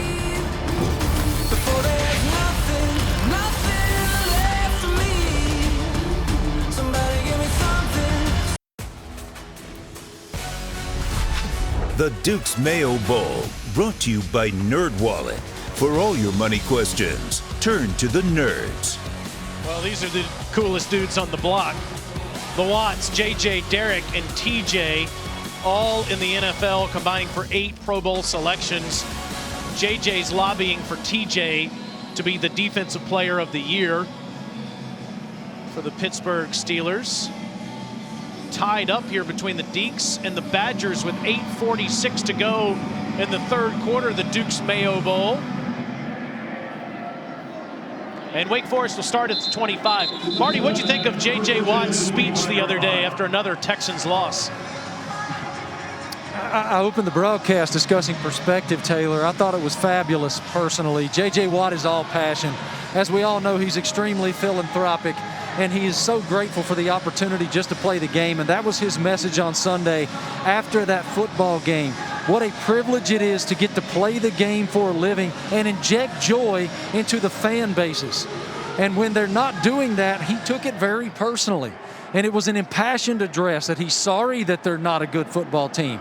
But he's so grateful for the opportunity to play. And it's another one of those messages. Wake's going up top here. Got a man, too. Hartman with to Roberson again, Marty. It's what so many fans have been waiting for, just to hear that type of passion and that type of appreciation to get to play the game, Taylor. Roberson for 20 yards up to the 45. That's well said. I mean, you love to see that accountability. Ellison gets past midfield. You played in the NFL for a long time, played in Super Bowls, Stitch, but you played on some bad teams too. And I mean, you saw it all. And so for when these guys hold themselves accountable like that, the fans appreciate it. Yeah, and it's Officials timeout. as you see Keanu Benton, nose tackle for Wisconsin. He goes down now. Lower body injury. You look at these guys, and you hit the word, it's the accountability. And not just to the fans, incidentally, and that's important, but to your organization, to your teammates, to the guys that you're in there with. And, you know, some of the best players that I was ever around, that's what they have. It's accountability. Hall of Fame caliber players, J.J. Watt type players. They demand it of their teammates. I'm sure JJ's watching right now, and he's concerned about Keanu Benton, sophomore from Janesville, Wisconsin. So here he is, kind of blurry right there, but in the middle of your screen, he's just kind of stretching that. Yeah, his right ankle. You could definitely see that one. I think he got clipped by Leo Chanel. Watch 45. Yeah, the left knee of Leo Chanel clips Keanu Benton in his left calf, and he ends up rolling his right calf rather, ends up rolling that right ankle. I mean, you could see that one happen. A little bit different than the one we saw from Suleiman Kamara, where he might have tweaked it. That one was pretty obvious. It's a defensive line that's very thin due to injuries, as Ellison will lose one. Right there was Sanborn. Isaiah Loudermilk didn't play today. Matt Henningsen is not available. Keanu Benton now hurt. It's a defensive line that really only has 4 or 5 available players. As you saw Isaiah Mullins there. Hartman underneath is short to Green, about half a yard shy. You go for it here? Hey, look at it. They're definitely going to think about it. I don't see why not at 4th and 1, especially when you just had one of their interior defensive linemen come out of the game. Wisconsin has only allowed the opponent to convert 1 4th down all year. There's only 2 true defensive linemen on the field right now. Ellison right at him, stoned. And I got to tell you, you don't see Hartman ever pull the ball. We talked about this with the coaches. It's not the zone read. Usually he's reading that ride to throw the football and to delay the reaction. See it? There's no way he's going to pull that football. It's a one-handed handoff. But the penetration is what made this play. That's a great job by Jack Sanborn, who got upfield right now. No push, nowhere to go. You're on the plus side of the football field. You don't really have a great field goal kicker. Skiba's not available. Kudos to Colin Wilder, too, for getting in the backfield and giving the Badgers the ball back. And now the true freshman Berger runs right at the Deeks past midfield. Jalen with his 7th carry of the day. He's got 33 yards rushing. Be interesting to see what kind of improvement Jalen Berger makes as a sophomore next year. He's going to be their leading tailback on the roster. Jonathan Taylor, of course, had this legendary 3 years in Camp Randall. And who's the next great Badger tailback? It's a big question. I think it'll be Berger. You see Keanu Benton heading to the locker room.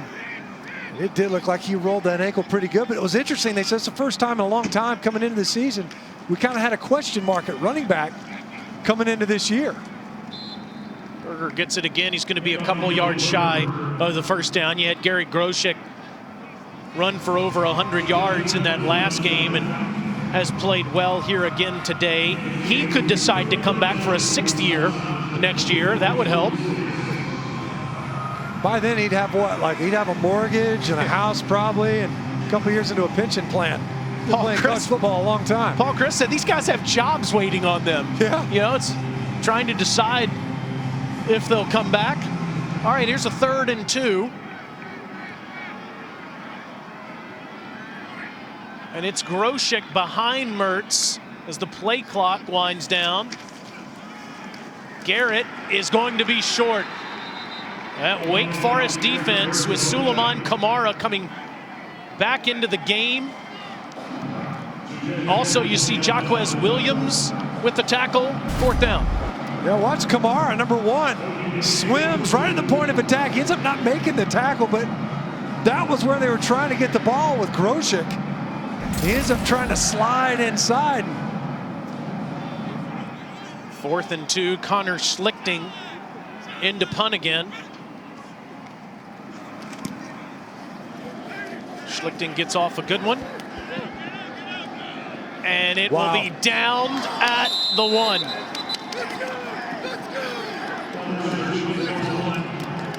God, what a play. Special teams, we talked about it. It was a return, it was a bad punt, it was a great punt. Junior from Madison pins the Deeks deep. These schools couldn't be more different.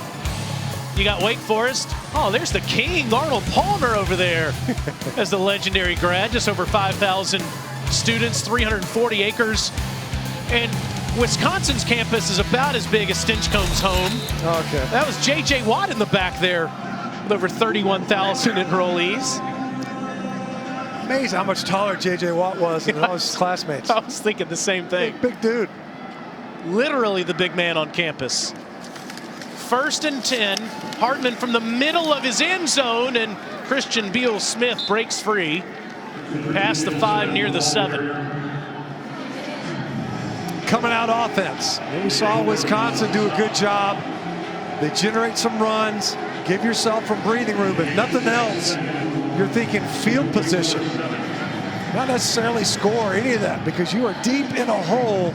If you can't pick up a first down and you're coming out offense, you're dealing a defense a short field. A good opening run for the Deacon offense. Hartman moves the pocket. Nice catch by Roberson. It's a first down. New Year's Day at noon Eastern on ESPN and the app. The Chick-fil-A Peach Bowl starts a huge college football Friday. Quarterback JT Daniels leads number 9 Georgia against number 8 Cincinnati.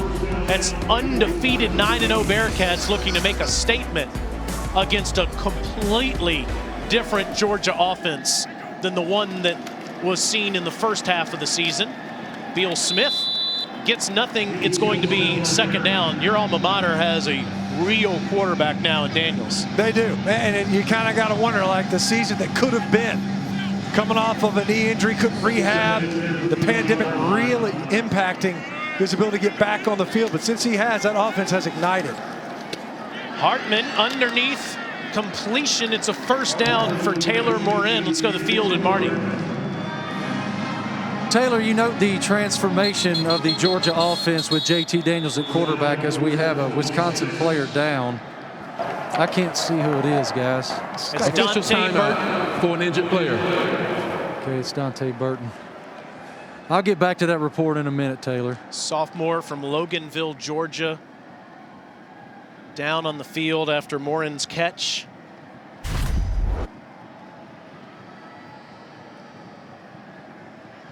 Yes, friendly fire. Colin Wilder coming in there, and I think he's the one that caused the injury to Dante Burton here.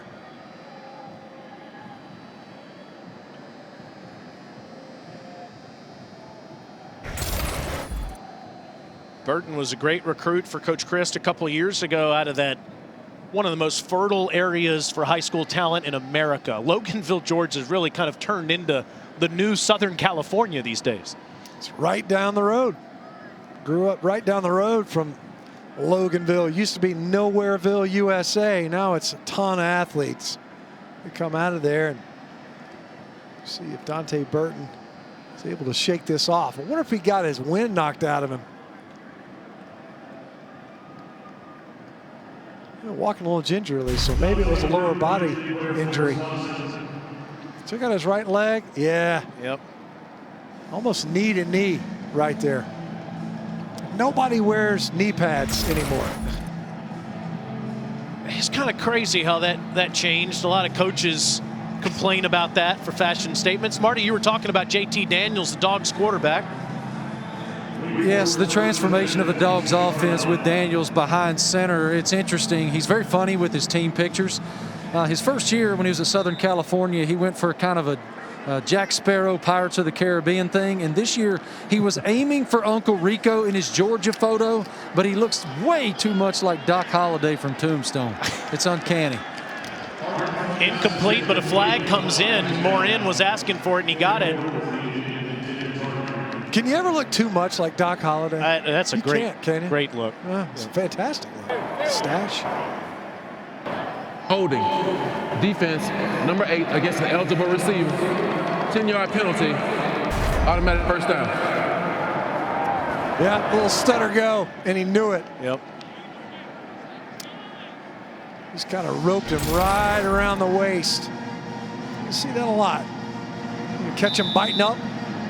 A stop route. Instead, you just get him, force that DB to transition. That's tough. Better that, though, than another big explosive play. That's likely a touchdown if he's just running behind you.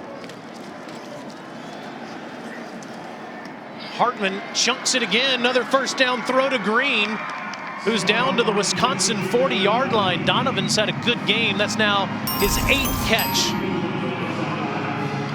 And, of course, another big catch downfield. As we've said, Donovan Green coming into this game averaging 20 yards of reception and just padding his stats here in the second half, averaging 21.3 a catch. Hartman to Christian Beal Smith out of the backfield. First down, Wake Forest inside the Wisconsin 30. Well, they came out running. They end up in the end zone on a touchdown throw, but now Sam Hartman, he's got it dialed back in. A couple downfield throws.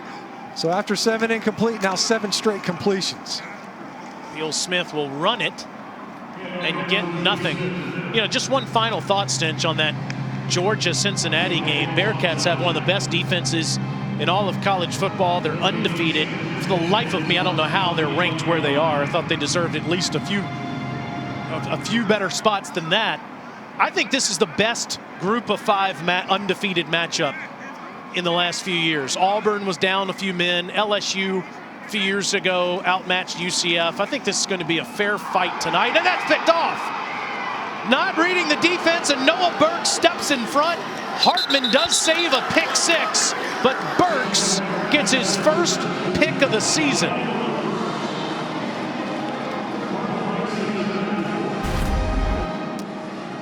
He's trying to dump this ball off to Cameron Beal-Smith, Christian Beal-Smith. He never turns around for it.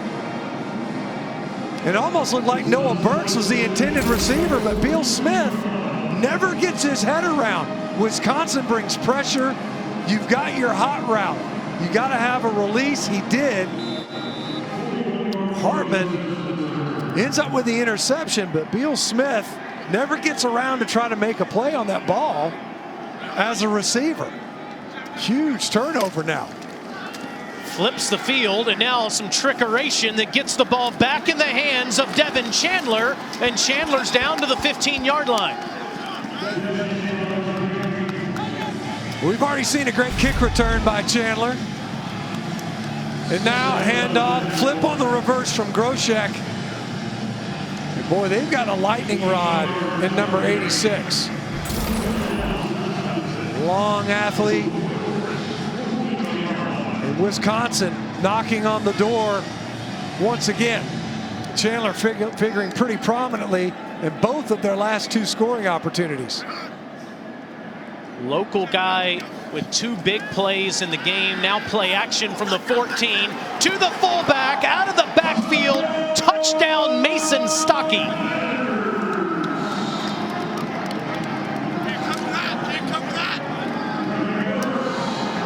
Well, I guess if you're John Chanel and you're the one that's getting all the handoffs, eventually, if you're Mason Stokke, you're going, hey, what about me?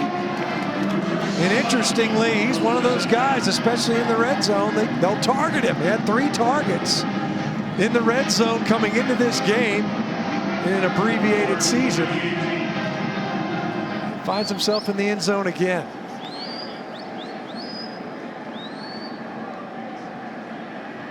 First touchdown pass in 18 quarters for Graham Mertz with 142 pass attempts.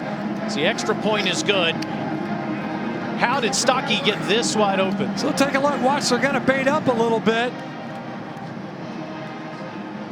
So watch them bait up when they run it. Off the play action. And they're all thinking run play right here. And watch the bite. You know, Jasir Taylor is coming on a pressure. And it was Jaquez Williams. He takes 2 or 3 steps up towards the line of scrimmage. You see number 8 trying to retrace. Uh-oh. What I thought was going to be a lead blocker just leaked out into the flats. It ends up being on the receiving end of a touchdown throw.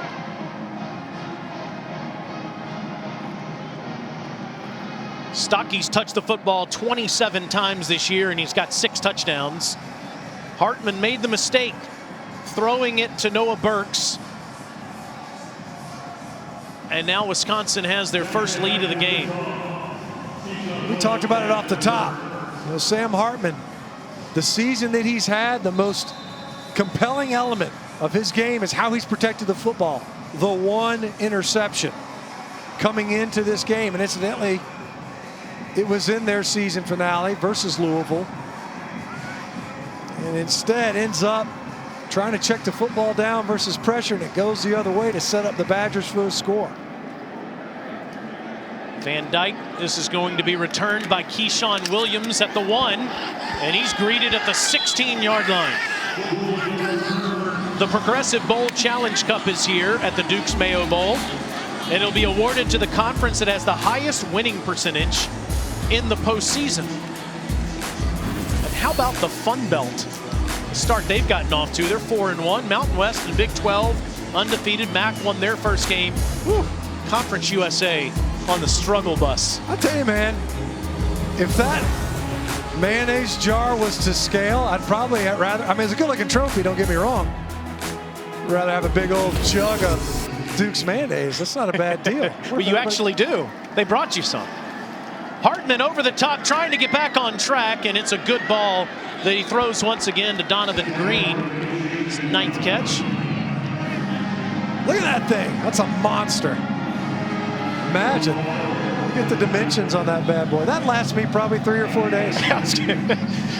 Most of us would go through it in 3 or 4 years. You are a different bird when it comes to Duke's Mayo. If everyone had access to behind-the-scenes commentary about Mayo this week, incomplete, too strong for Green. It's 2nd down. Look at that. It's life size. It really is. Bigger than that dude walking around on the sideline. Hartman, again, trying to get the ball downfield to Green. Was able to pick up the 1st down, stabbed it in there to him. Overthrew Green on that downfield throw. It's a couple underthrows at the end of the first half that were plaguing Sam Hartman. He's been largely on target here in the second. This time he hits Green for the 10th time today. 1st down, Wake Forest into Wisconsin territory. And for a guy that doesn't have great wheels in Hartman, he's got to improve that accuracy going into next season. No doubt. Yeah, it has. You know, even on this series here in the half, but especially on this series now. 3 straight targets, 2 out of the last 3 completions to Green. He's going to throw the deep ball. Roberson got a hand on it, but it's incomplete. Williams right there with him. Yeah, it looked like, and I'm surprised maybe that flag didn't come out. Looked to me like Roberson's inside hand. Oh yeah, I mean, you can't catch it with 2 hands because Caesar Williams is holding his inside arm down. Surprised we didn't see a flag come out there, because Caesar Williams had both hands on Roberson's inside arm. Back to the ground, Beal Smith looking for something. Gets a couple on what could be the last play of the 3rd quarter. It's been a fun one. Wake Forest got the first 2 touchdowns. Wisconsin the next 2. Wake struck first here in the 3rd quarter, but the Badgers have come back with 2 scores to take the lead going into the final frame. That's the end of the 3rd quarter. Hartman and the Deacs were driving, trying to take the lead, but the pick by Noah Burks sets things up for the local guy, Devin Chandler, and then paid off by Mason Stockey.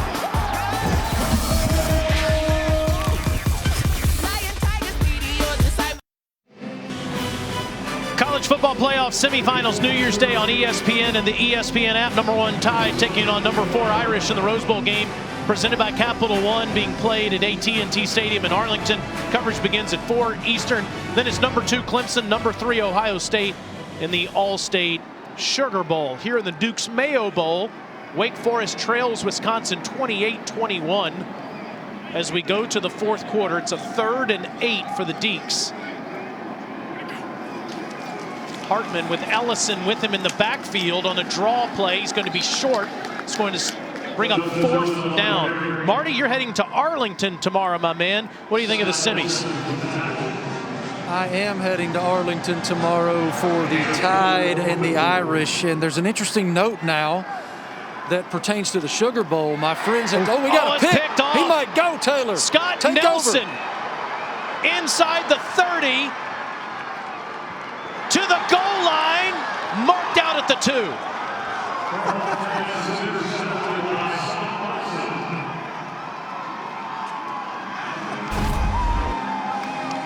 You had to think on the handoff, they might be thinking 4-down territory. He tried to force one in there to Roberson. Nelson's just reading the eyes of the quarterback, jumps the route. That's a touchdown. I don't see him stepping out of bounds. Maybe right there, like the 4-yard line it looked like. Watch his right foot. I don't know. Take another look at that, I would think. You could easily say the earlier interception is because he and Beal Smith weren't on the same page that time. He was trying to jam one in there to Roberson once again. Wisconsin on defense, well schooled. Nelson started this game off hot. Triggered on the very first play of the game, gets a negative yardage play. Now a couple of picks that have defined the second half for the Badgers. See if this right foot right here. I mean, is it pushing into the white boundary? I can't tell from that angle. If it is, he was ruled out of bounds.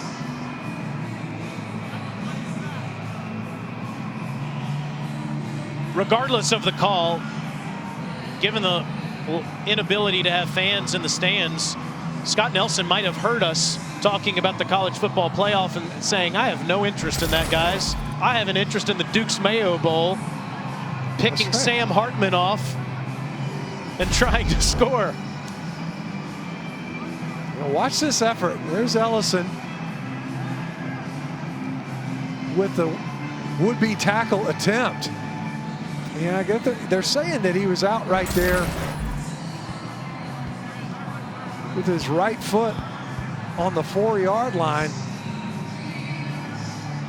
Man, that is tough to... After review, the ruling on the field stands. The runner stepped out of bounds. The ball will be placed at the 2-yard line. First down. It was close. Yeah. Nelson gets his 3rd career interception, his 2nd of the season, the junior from Detroit. And he is saying, come on, man, I did not have my foot out of bounds. If they're going to say it's out of bounds, though, then they got to spot it at the 4. Yeah, I'm surprised that they didn't look at that again, because if he stepped out at the 4-yard line, he hadn't extended the ball yet. Groshek, the deep back. This is Chanel, the fullback, short by half a yard. He carried about half the Wake Forest defense on his back there. I thought he was going to get tackled right at the line of scrimmage, as you see Nelson over there celebrating. Rightfully so. And we talked about it.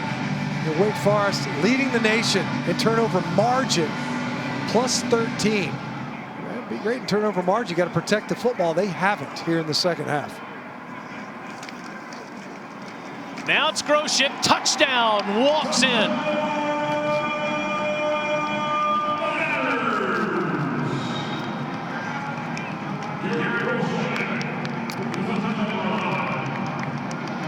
It's a 5th-year senior, a walk-on that started his career as a quarterback. And after the pick from Nelson, Groshek back in the end zone again for his 2nd touchdown of the season.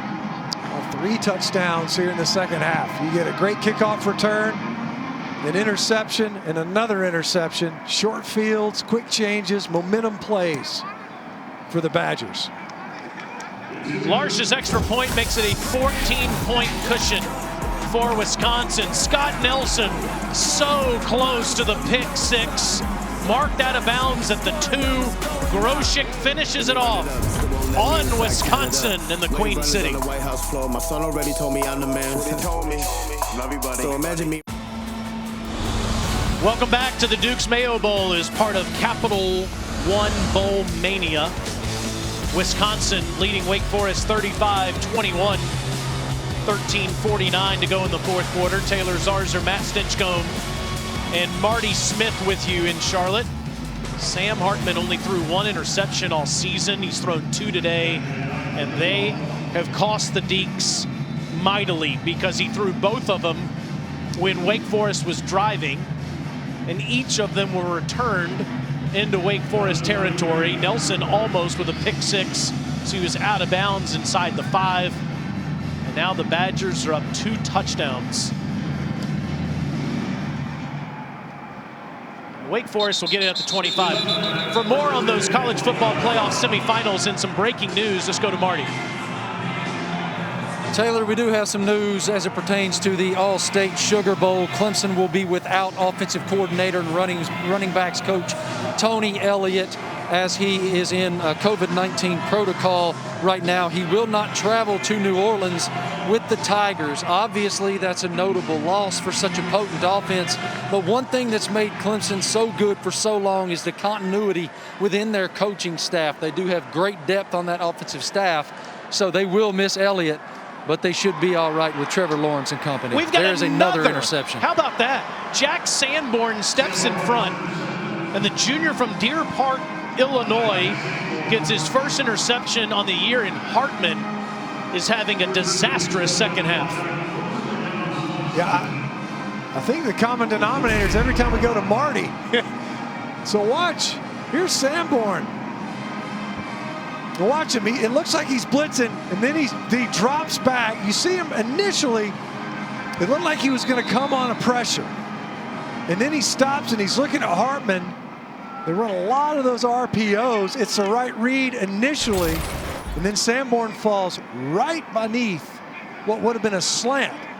Would have been the right read initially. Sanborn almost baited Hartman into that throw. Back to old school football. Berger is going to lose a couple of yards as the Deeks were all over that one. It's crazy to see this today. It's been the story for the Deacons all season, and it's gone the opposite direction now. You're facing a really good defense. We talked about it. Badgers coming into this game, excellent third down team. They don't give up yards. Number one in the country in that regard defensively. Takeaways weren't huge, but they've shown up big in this game. Mertz facing some pressure, is flushed out of bounds at the 25. Tomorrow's New Year's Eve, and we'll have 2 more bowl games for you on ESPN and the ESPN app. 6-2 Tulsa takes on Mississippi State in the Lockheed Martin Armed Forces Bowl at noon Eastern. Then 9-2 Army gets their wish of playing in the postseason against West Virginia in the AutoZone Liberty Bowl. Be fun to watch those two. I'll tell you what, Mississippi State, they started to figure things out offensively towards the end of the year. As rough of a year as it was, transitioning to Mike Leach and his offense. So here, Rondell Bothroyd has made great plays on each of the last 2 plays to force this 3rd and 9 as the Badgers are going to call timeout. Second charge timeout of the half, Wisconsin. 30-second timeout. Jim Leonard and Paul Christ's defense has taken over in these last 4 drives. Well, you think back to like Wake Forest going for it on 4th and short. They get stuffed. Justice Ellison doesn't even get back to the line of scrimmage. Then a miscommunication with Beal Smith out of the backfield. Noah Burks takes it the other way, sets up a short field. And then, of course, Scott Nelson, who almost gets it all the way to the house. Our boy Jack Sanborn, one of the leaders of Jim Leonard's defense. We asked him, who's the best? Who's the most important? He said, probably my 2 inside linebackers, Leo Chanel and Jack Sanborn. And Sam Hartman just having a disastrous second half. Started out pretty good. Looked like he was settling in. He ends up going the other direction on him. A couple of these throws now, multiple turnovers. You think back to the special teams setting up Wisconsin to kind of ignite this momentum for the Badgers in the second half. 3rd and 9. It's another handoff. Berger got no place to go. He's going to lose yardage there as Luke Masterson and company force the 4th down. Now what does Coach Chris do from the 30-yard line? Colin Larsh is 0 for 3 from 40 plus. Well, we asked him, what are you comfortable with, Coach? I mean, he was really reluctant to say, it's just. I'll tell you what he's going to do. Jack Van Dyke, the true freshman, is going to come out to attempt his first career field goal instead of Larsh. This is from 48 yards.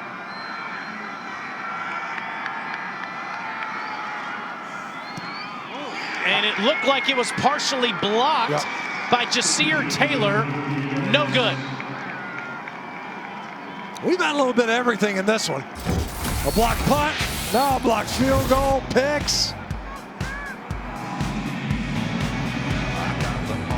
Taylor gets his hand on it. Clausen's going crazy. Deeks are still alive.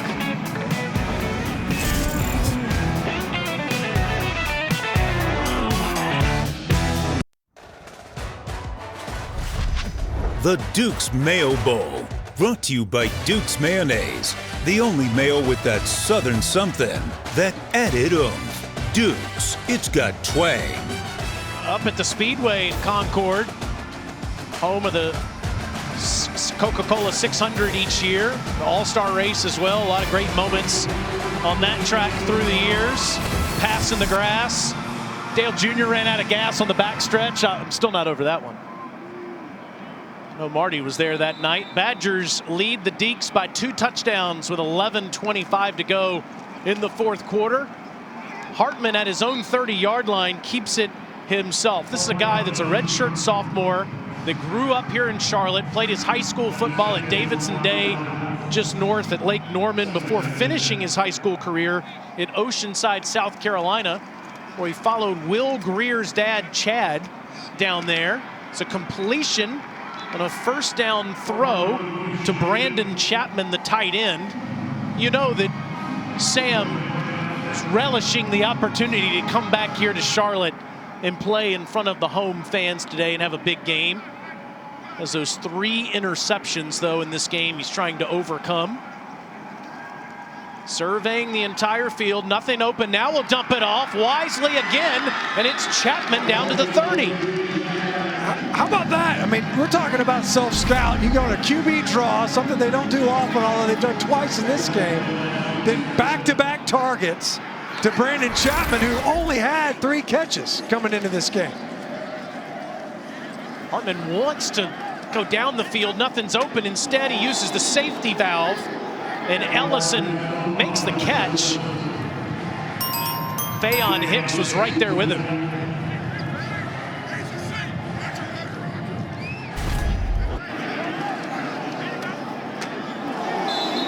Definition of a bang-bang play. The previous play is being reviewed for targeting. What do you think, Stench? I don't see it. You know, he's not a defenseless player. He's caught the football. He's come down with it. It looked to me like Hicks hit him with his head up. Catches it. I don't see it.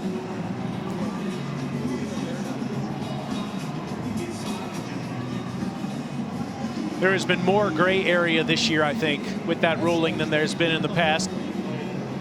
And you do wonder if that's due to the way that these games are being set up in 2020. Thankful to have them, certainly. Yeah. But lots of challenges getting these calls. Yeah, I'm not seeing it there, really. I mean, it looked to me like Hicks came in there, no doubt, but he ends up kind of blowing him up with his arms. I didn't see forceful contact to the head or neck area. Jim Leonard, the defensive coordinator, says that Faion's the most improved player. There's no foul for targeting. The result of the play is second down. Leonard saying that Hicks has made the biggest jump from last year to this year of all the defensive backs on Coach Leonard's defense. Yeah, a guy that started out outside, slid inside, spent more time at nickel, more slot receiver matchups. He'll be matched up over Roberson now to start this snap. Wake has had no problem pushing the ball inside the 30. Problem has been, once they've gotten to this point on the field,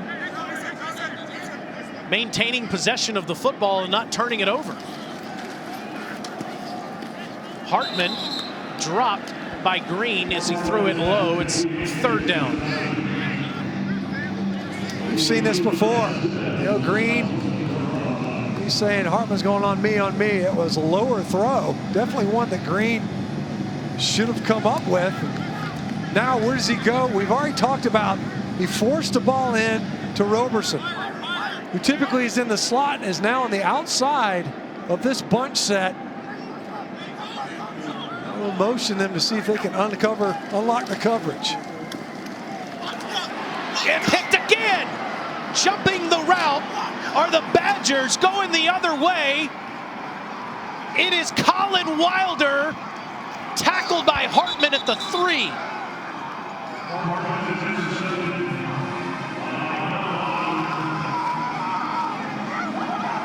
Well, you think the book on Wake Forest, they're going to look for third. Look at that. I mean, he jumped it just like Nelson did. And now they're taking turns at safety. Who's going to jump the route on a third down?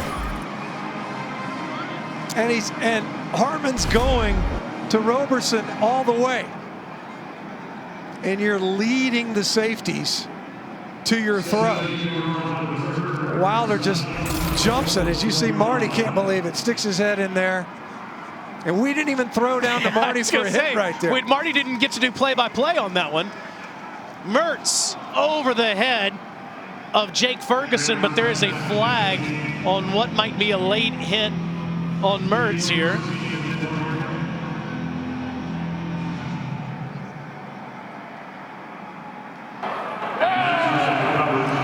Personal foul, number 40 of the defense, roughing the passer with targeting. The previous play is under review.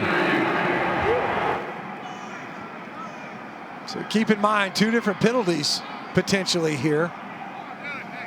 With the roughing the passer and the targeting call.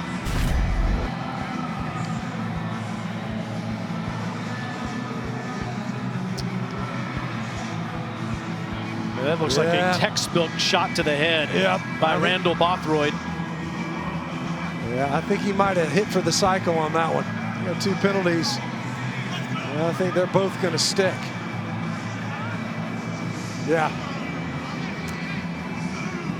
You got to pull up right there. That ball's clearly out.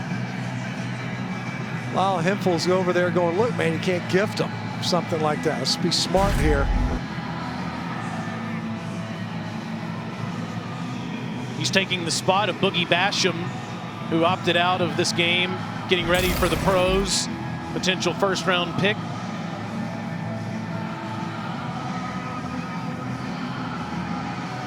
See Dave Clawson making his case. I don't know that he's going to be successful on this one. He definitely had an opportunity to pull up on that hit. And this is not new. This is the way it's going to be officiated.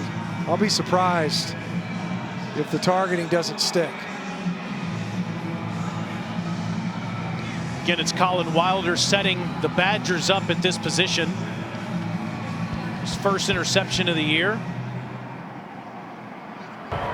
After review, the ruling of targeting is confirmed. Number 40 of the defense is disqualified. The penalty is half the distance to the goal. First down.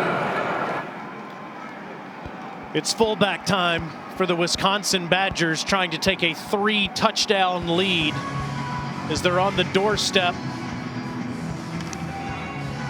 on a 1st and goal with 9:29 to go.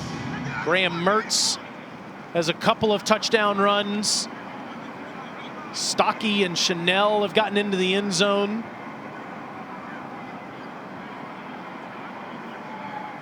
Snapped this one just outside the 1.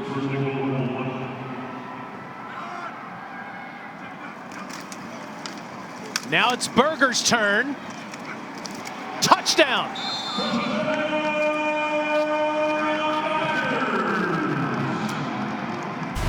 They're spreading it around. Berger gets in there. It'll be the 4th. Official timeout for an injured player.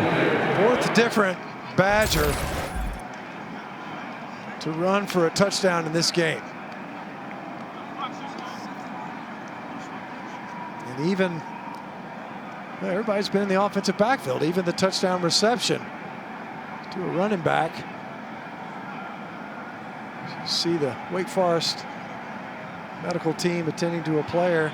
Looks like Jaquez Williams, a fifth-year senior from Hinesville, Georgia.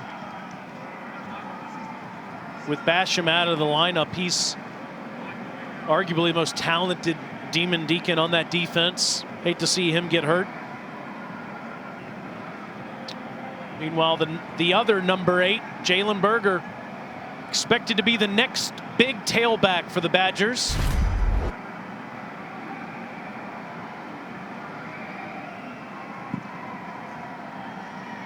There's Williams coming in, and yeah, it was Suleiman Kamara putting the girth on him. Williams was laying on the legs of Berger. Couldn't have felt great. He could come back for his 6th year. Suleiman Kamara could also come back for a 6th year, as could Jasir Taylor. And Miles Fox has already said he's coming back for a 7th year. And Miles Fox is a really good football player. Old Dominion transfer. I hadn't called his name much in this game, but he flashes when you watch him. Number 11, a defensive tackle for Wake Forest. Larsh, handling all the extra points, is 6 for 6. Wake Forest had the lead at the start of the 3rd quarter, 21-14. But Sam Hartman continues to throw it to the Badgers. They've doubled up the Deacs in Charlotte.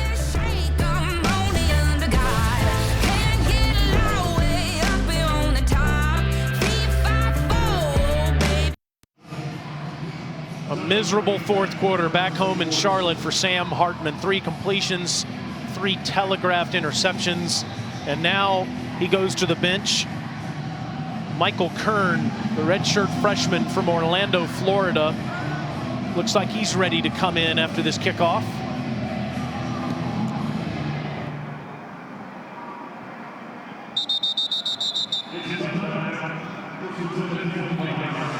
Kern just ticks 10 of 16 on the season for 192 yards passing, no touchdowns, no interceptions. You feel for Hartman with those telegraph picks today. Yeah, I mean, there's no doubt that's the difference here in the second half, you know, because they were kind of nip and tuck with Wisconsin throughout this game. You know, it took till the second half before the Badgers were able to even get the lead. And you see guys coming over. Look, you got to make sure his mindset's right. He had a strong season up until this football game, did not finish the way he wanted to. Moving it around in the pocket, doesn't see anything open and throws it to the Demon Deacon bench. It's 2nd down. In fairness to Hartman, he's going up against one of the better defenses in the country, one of the best coordinators in all of college football in Jim Leonhard. They gave up 21 points today, which is 6 more than they average giving up per game. Yeah, and you're not complimented by any rushing attack to speak of, really. Slings it again, but this at the feet of Morin. It's 3rd down. And you could see it, you know, he was battling it a little bit in the 2nd quarter. You know, didn't necessarily get some help. You know, Donovan Green with a couple of drops. Although he's had a good game at receiver. 2 that could have come in handy. 1 would have been an explosive play. Another would have been an easy conversion. And instead, it was kind of fragile, especially as this second half has worn on. And eventually the dam broke. Surveying the entire field and finally finds a man open at the 45. It's Roberson. Has all 3 of Wake Forest touchdowns today, and saw a late hit in there too. I'm amazed the flag didn't come out right there at the end. Now Roberson is spinning through the secondary, makes this catch, gets knocked to the ground. He pops up. It's Alexander Smith. And maybe a little bit of floppage there from Roberson. Now sack, ball is out.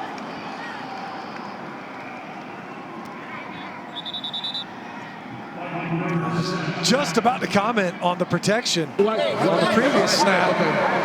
Second down. That's the first sack for either one of these defenses, and the Did Zach Tom come up with this? As you see, time. That clock eventually has to go off, and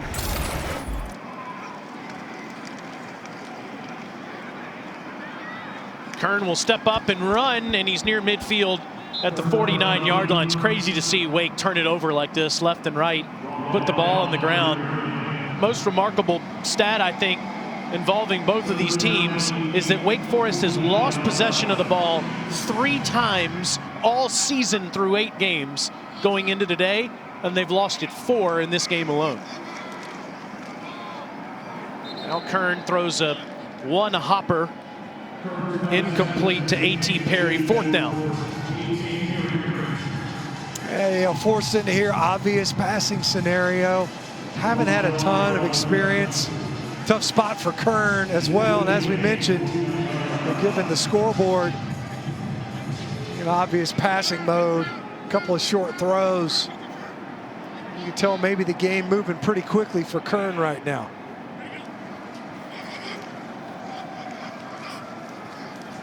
Has plenty of time, is going to throw it deep into coverage. Roberson caught it. How?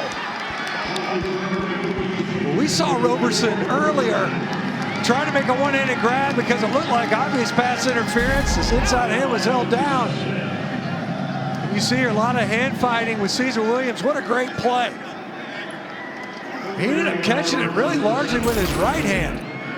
Reached out and grabbed it with his left. Hello, top plays. Yeah. 4th straight game, Roberson's gone over 100 yards. Now, Kern doesn't have anywhere to go. Can't outrun the defender, Herbig. It's 2nd down.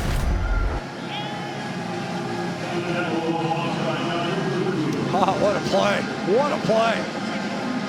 You can see John Torchio running underneath that thing from safety thinking, I might get another pick. That was Torchio that just made the tackle.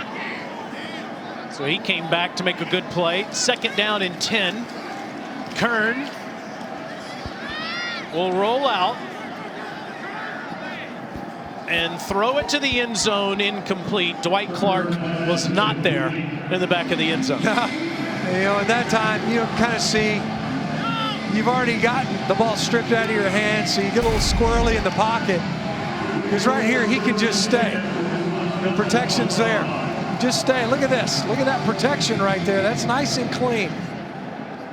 Instead, you end up leaving, trying to direct traffic, and part of that's informed by the pocket collapsing earlier and the ball coming out of your hands. And that looked exactly like the catch without the late, great Dwight Clark in the back of the end zone. So 3rd down and 10 now for Kern.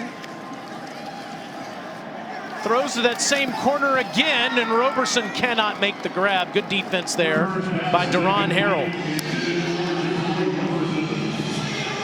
Laid it in there, but you're right. That's a great job by Harrell rallying to the ball. Celebration there in the Badger secondaries. Rather deliberate pacing now with Kern in the football game. 4th and 10. Try to come away with the score right here with 6:22 to play and pretty this thing up a little bit towards the end.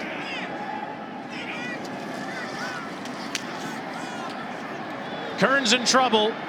He gets rid of it. Incomplete, and that ends a streak of 31 straight trips to the red zone with a score for the Demon Deacons. It is all Wisconsin in Charlotte, North Carolina.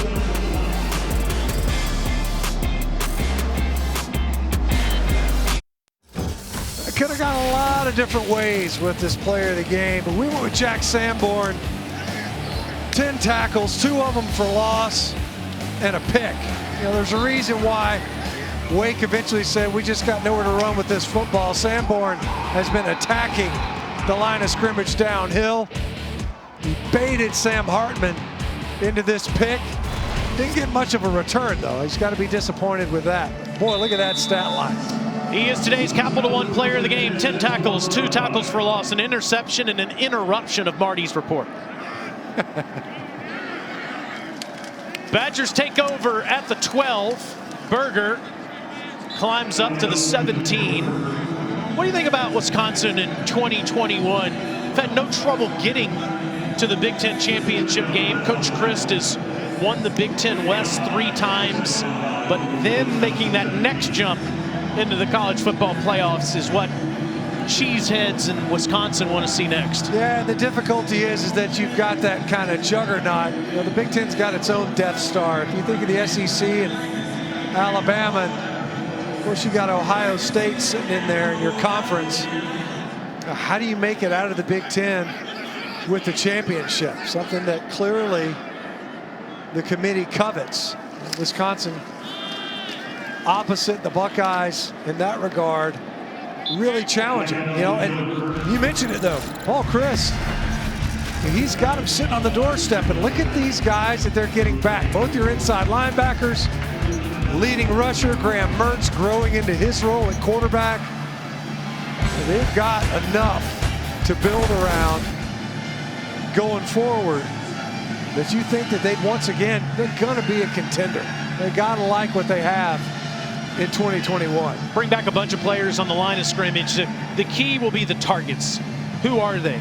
Jake Ferguson's got a decision to make about his future. Yeah. Pryor and Davis have been banged up this year. They're both seniors. Most think that Chimere Dike is ready to make the next climb, ascending as one of the best receivers on the team. It's a first down run for Chanel. So that'll be the question next year that follows Wisconsin. Keep this in mind with their schedule too. They open with Penn State at home. They play Notre Dame at Soldier Field in Chicago. That'll be fun. That will be. Michigan's at home. It's a pretty favorable schedule. They don't have Ohio State on the schedule. They have a couple of road games in the division that'll be challenging. And the Big Ten West, I don't know if this is a popular opinion nationally. I think it's better than the Big Ten East going into 2021. With where Michigan is right now as a program. I would agree. You know, top to bottom.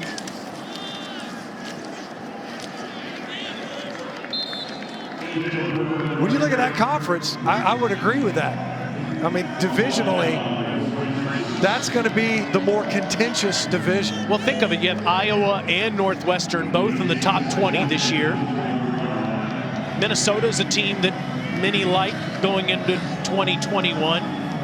Excited to see Brett Bielema get another crack at it at Illinois.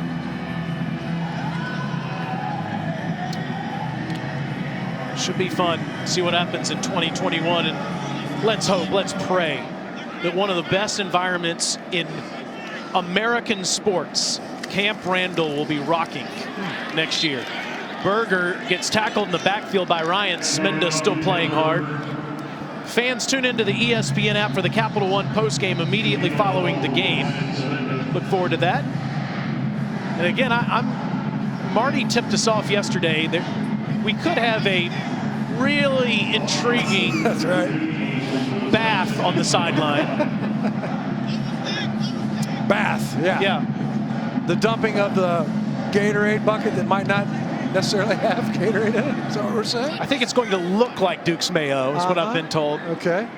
I don't know if it's possible to really douse someone with that. Yeah. It's Here's hard. done.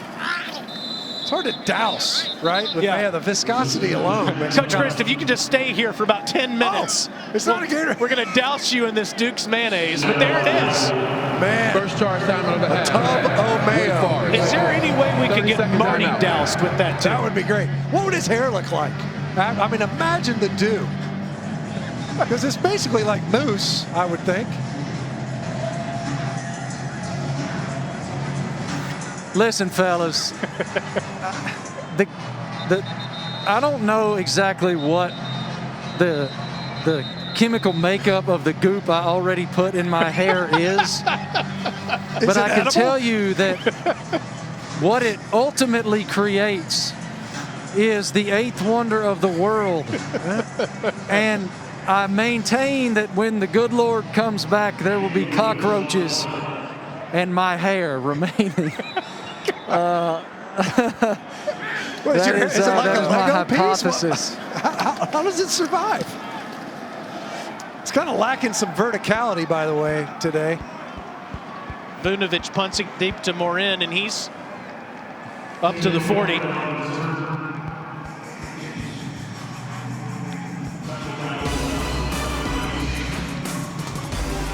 These are the last two bowl games, and they're on ESPN and the app Saturday at 4 Eastern. Number 25 Oregon takes on number 10 Iowa State in the PlayStation Fiesta Bowl. Then it's 5th-ranked Texas A&M and 13th-ranked North Carolina in the Capital One Orange Bowl at Hard Rock Stadium. Sam Howell from Charlotte, North Carolina, guiding the Tar Heels to the biggest bowl game they've ever played in down there in South Florida. They do have some opt-outs, though, to worry about in that game. Here's another new quarterback, Mitch Griffiths, the true freshman, sails it down the field. It's incomplete. Marty, you've been around the 4 teams in the playoffs, and would love to get your perspective on what you think is going to happen on Friday, how these games are going to play out. It's interesting when you listen to all the press conferences and pay close attention to the narrative. Right now, it's a bunch of guys complimenting one another, but it'll be interesting to see how Notre Dame, with that great defense that they have, schemes to slow down what Alabama does offensively, which is just a juggernaut with Mac Jones and Devontae Smith and Najee Harris. And the other game is all the more intriguing, which has really become a rivalry. Ohio State and Clemson have quite a history now in big-time games that truly matter. And Dabo Swinney has never lost to Ohio State. Will this be the year? Will Ohio State show out in a way that proves their merit to belong in the playoff, which some question? Yeah, it's gonna be fun. Yeah, that to me is the most intriguing part of the 2 games, Stinch. The other thing that I'm having an issue with and trying to determine who wins it is Griffiths on play action will throw short to Roberson. It's a first down. Ohio State has come nowhere close to playing their best game through the 6 games they participated in. We might see the very best version of the Buckeyes that we haven't come close to seeing all year. Yeah, which, the fact that you said, I couldn't agree more, almost calls into question why Ohio State is even playing in this game. We have not seen their best football. We've been told they're one of the best football teams. They haven't had an opportunity to prove that. And versus teams with winning records, Northwestern and Indiana, they have not looked like a great football team. They have not looked like the great football team that everyone has expected. And yet we haven't seen. On paper, they should be great. They'll be tested in this one, there's no doubt. Third and final charge timeout. Marty, words are so important these days. I wonder if Ohio State's motivated by where Dabo Swinney ranked the Buckeyes. I would imagine so, and obviously it's gone through that locker room. We all saw the video that went viral when one of the Ohio State players made the knuckleheaded decision to broadcast live on some social media platform I've never heard of because I'm an old man. My kids will have to tell me. But ultimately, there's no love lost between these 2 programs. Again, they played on the highest, largest platforms over the past several years, and the games always have national championship implications, as does this one. I'll tell you, having been around Clemson so much leading up to the ACC championship, I was there 4 times that week down on campus, and then I was there for the selection show, the playoff selection show. And this is an extremely hungry football team. What happened last year in the national championship, they have not forgotten. Dabo says Trevor Lawrence has only played 1 bad game in his career, and that was the national championship last year. So Trevor, of course, being a Heisman finalist, we all know he's one of the best players in college football, one of the most humble players in college football, and he has weapons everywhere. So he's going to want to go win that thing. And Justin Fields, those guys, again, they want to prove that they belong. And a lot of people wonder whether or not they do. I have no vote in any of that, but I think the committee got it right. Stinch, I'm intrigued by your perspective on Ohio State versus Texas A&M or Cincinnati or one of those groups. Yeah, I mean, that's the thing is that in years past, we'll kind of go around the semantics as flags come out. It's best versus most deserving and all that other stuff. And this year, to me, the team that deserves it or deserving is the one that actually proved it on the football field. And Ohio State, through no fault of their own. Pass interference. Defense, number 11. The ball will be placed at the spot of the foul. Automatic first down. I'm not sure was afforded the opportunity to prove that. Now, they did have one game where it was interesting that Gene Smith said, could we have played? Yes. Should we have played? No. Well, you know, to me, given the year that the way this has unfolded, if you could have played, you should have played. There's other teams out there that are playing shorthanded and got out there and competed anyway. You got teams that have played 5, 6 more games than you, and you get to go in and compete for a national championship. If nothing else, they are the freshest team in the country. And they have not had to play, I think, what, four of their games where they had an off week, a de facto off week prior to the next contest. It's definitely an advantage. Back here, let's see if Griffiths takes the end zone. He does. It's incomplete. It's 3rd and 4. Uh-oh, Marty, here comes the Mayo. We got to watch this. How much does that thing Let me get weigh? my phone out, man. This might go viral. Hold on. All right, I got the Mayo in sight. All right, let's see what's in this thing. The fellas are making their way over here. Is your phone case Mayo proof? My phone case has Air Jordans on it, so I don't know. Looks like some sort of sports drink might be in there, but it's, of course, in the proper bucket. Mayo flavored sports drink. Oklahoma State, Coach Gundy got the Cheez-Its last night. Christian Beal-Smith gets the first down here. You know, if you're Paul Chryst, you're a cheesehead, you got the Mayo, all you need is some pimentos, right? You got yourself everything you need. Look at him. He's trying to stay close to the guys on the team. He's like, hey, man, when are y'all going to dump that big bucket of Mayo? I mean, I'm not stupid. I saw it over there. Griffiths. Incomplete. 2nd and goal, 37 ticks left. Here we go. Here we go. Get out of there, Burks. Noah Burks is dangerously close to Paul Chryst.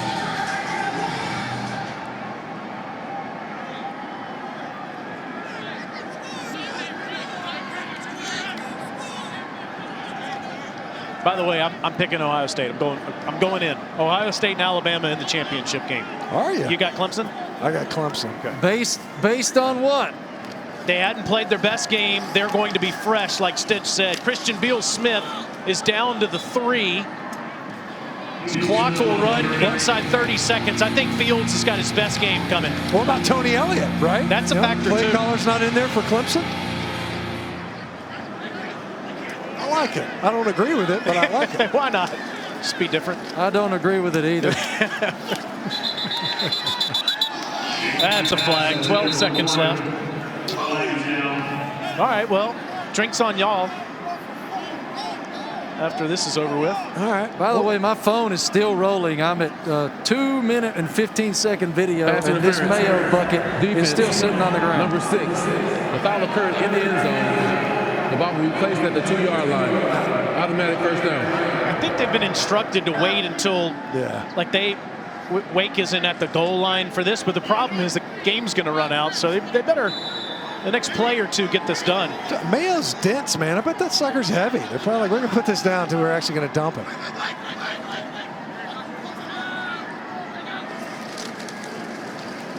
Christian Beal-Smith, short. Here we go. Timeout Wake with 7 seconds to go. So they try to get one last touchdown this season. Coach Chryst has got that sweatshirt on. That thing's highly absorbent. You got to just go ahead and do it now. Why not? Marty's phone is low on battery. Yeah, his data plan's completely exhausted.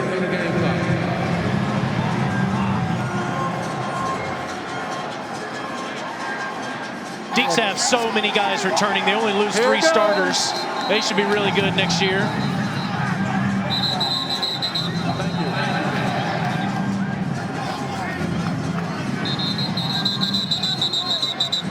Alexander Smith is dousing the guys they're trying to douse Coach Chryst.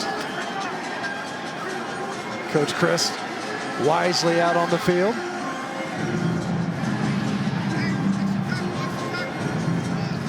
You know what? He's got that mask kind of taped down at the top there. from fogging up his glasses. That's a nice little adjustment. Beal Smith on the direct snap. See if he can climb in there. He does. Touchdown. A little chippy down there. Nice way to finish the season for Christian Beal Smith. His 5th rushing touchdown for a Wake Forest team. It's going to be stacked with experience in 2021.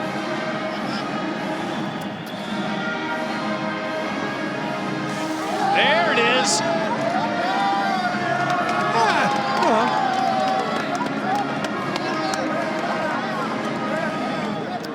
Both these teams coming in here, even number of wins and losses.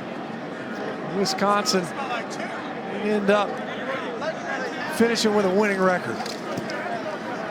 Crane's extra point is good. 42-28. It's going to be the final score. It's crazy. They were down 14 in the first quarter. That's the largest comeback in Wisconsin Bowl history. It's also their 5th straight bowl win in December bowl games. 55-year-old lifelong Badger. What a job he's done. Yeah. Through a chaotic season, the high expectations when things are hopefully back to normal in 2021. As we showed earlier, he's definitely got the pieces to build around, and it's a winning formula. You know, Wisconsin is in the thick of that Big Ten hunt every year. Just like to say thank you to Charlie and Heather. I'd like to say thank you to our team, some of my closest friends in the world that I get the pleasure of working with each week throughout the season. Tom Schofield, Kevin Maloney, Matt Zarzer, Matt Stinchcomb, Marty Smith on with us today. It's quite the team we had, and very thankful to ESPN to have this opportunity to broadcast the Dukes Mayo Bowl. I sure hope all of you are safe and healthy as we turn the clock towards 2021. And man, college football is great. It's one of the best things we have in this country, and let's hope we have a full environment when we get to do this next September. No doubt. You could tell. And congratulations to both these teams for getting this far. It was not easy to get to this point. Both of them with kind of abridged seasons due to COVID-19. They're able to get here, they're able to get out and compete and finish this season together as a team. Pumped to get the New Year's Six underway tonight in the Cotton Bowl in Arlington with Oklahoma and the Gators. Tough day for Sam Hartman, but there'll be better days in 2021. They talked about it a couple of times. The coaches, courageous was the term they used when they were describing Sam Hartman. Head coach, offensive coordinator. A guy like that will find a way to bounce back, but what a win, what a way to cap this season for this Wisconsin Badger team. There's their future quarterback, Graham Mertz. Let's hope everybody can have spring practice and have a spring game. That'll be so beneficial to both of these teams. Wisconsin wins it 42-28 today as the Badgers capture the 2020 Dukes Mayo Bowl. Up next, NBA The Jump for Marty Smith, Matt Stinchcomb, Tom Schofield, and our entire crew. I'm Taylor Zarzer. Happy New Year from Charlotte, North Carolina, where the Wisconsin Badgers capture the Dukes Mayo Bowl.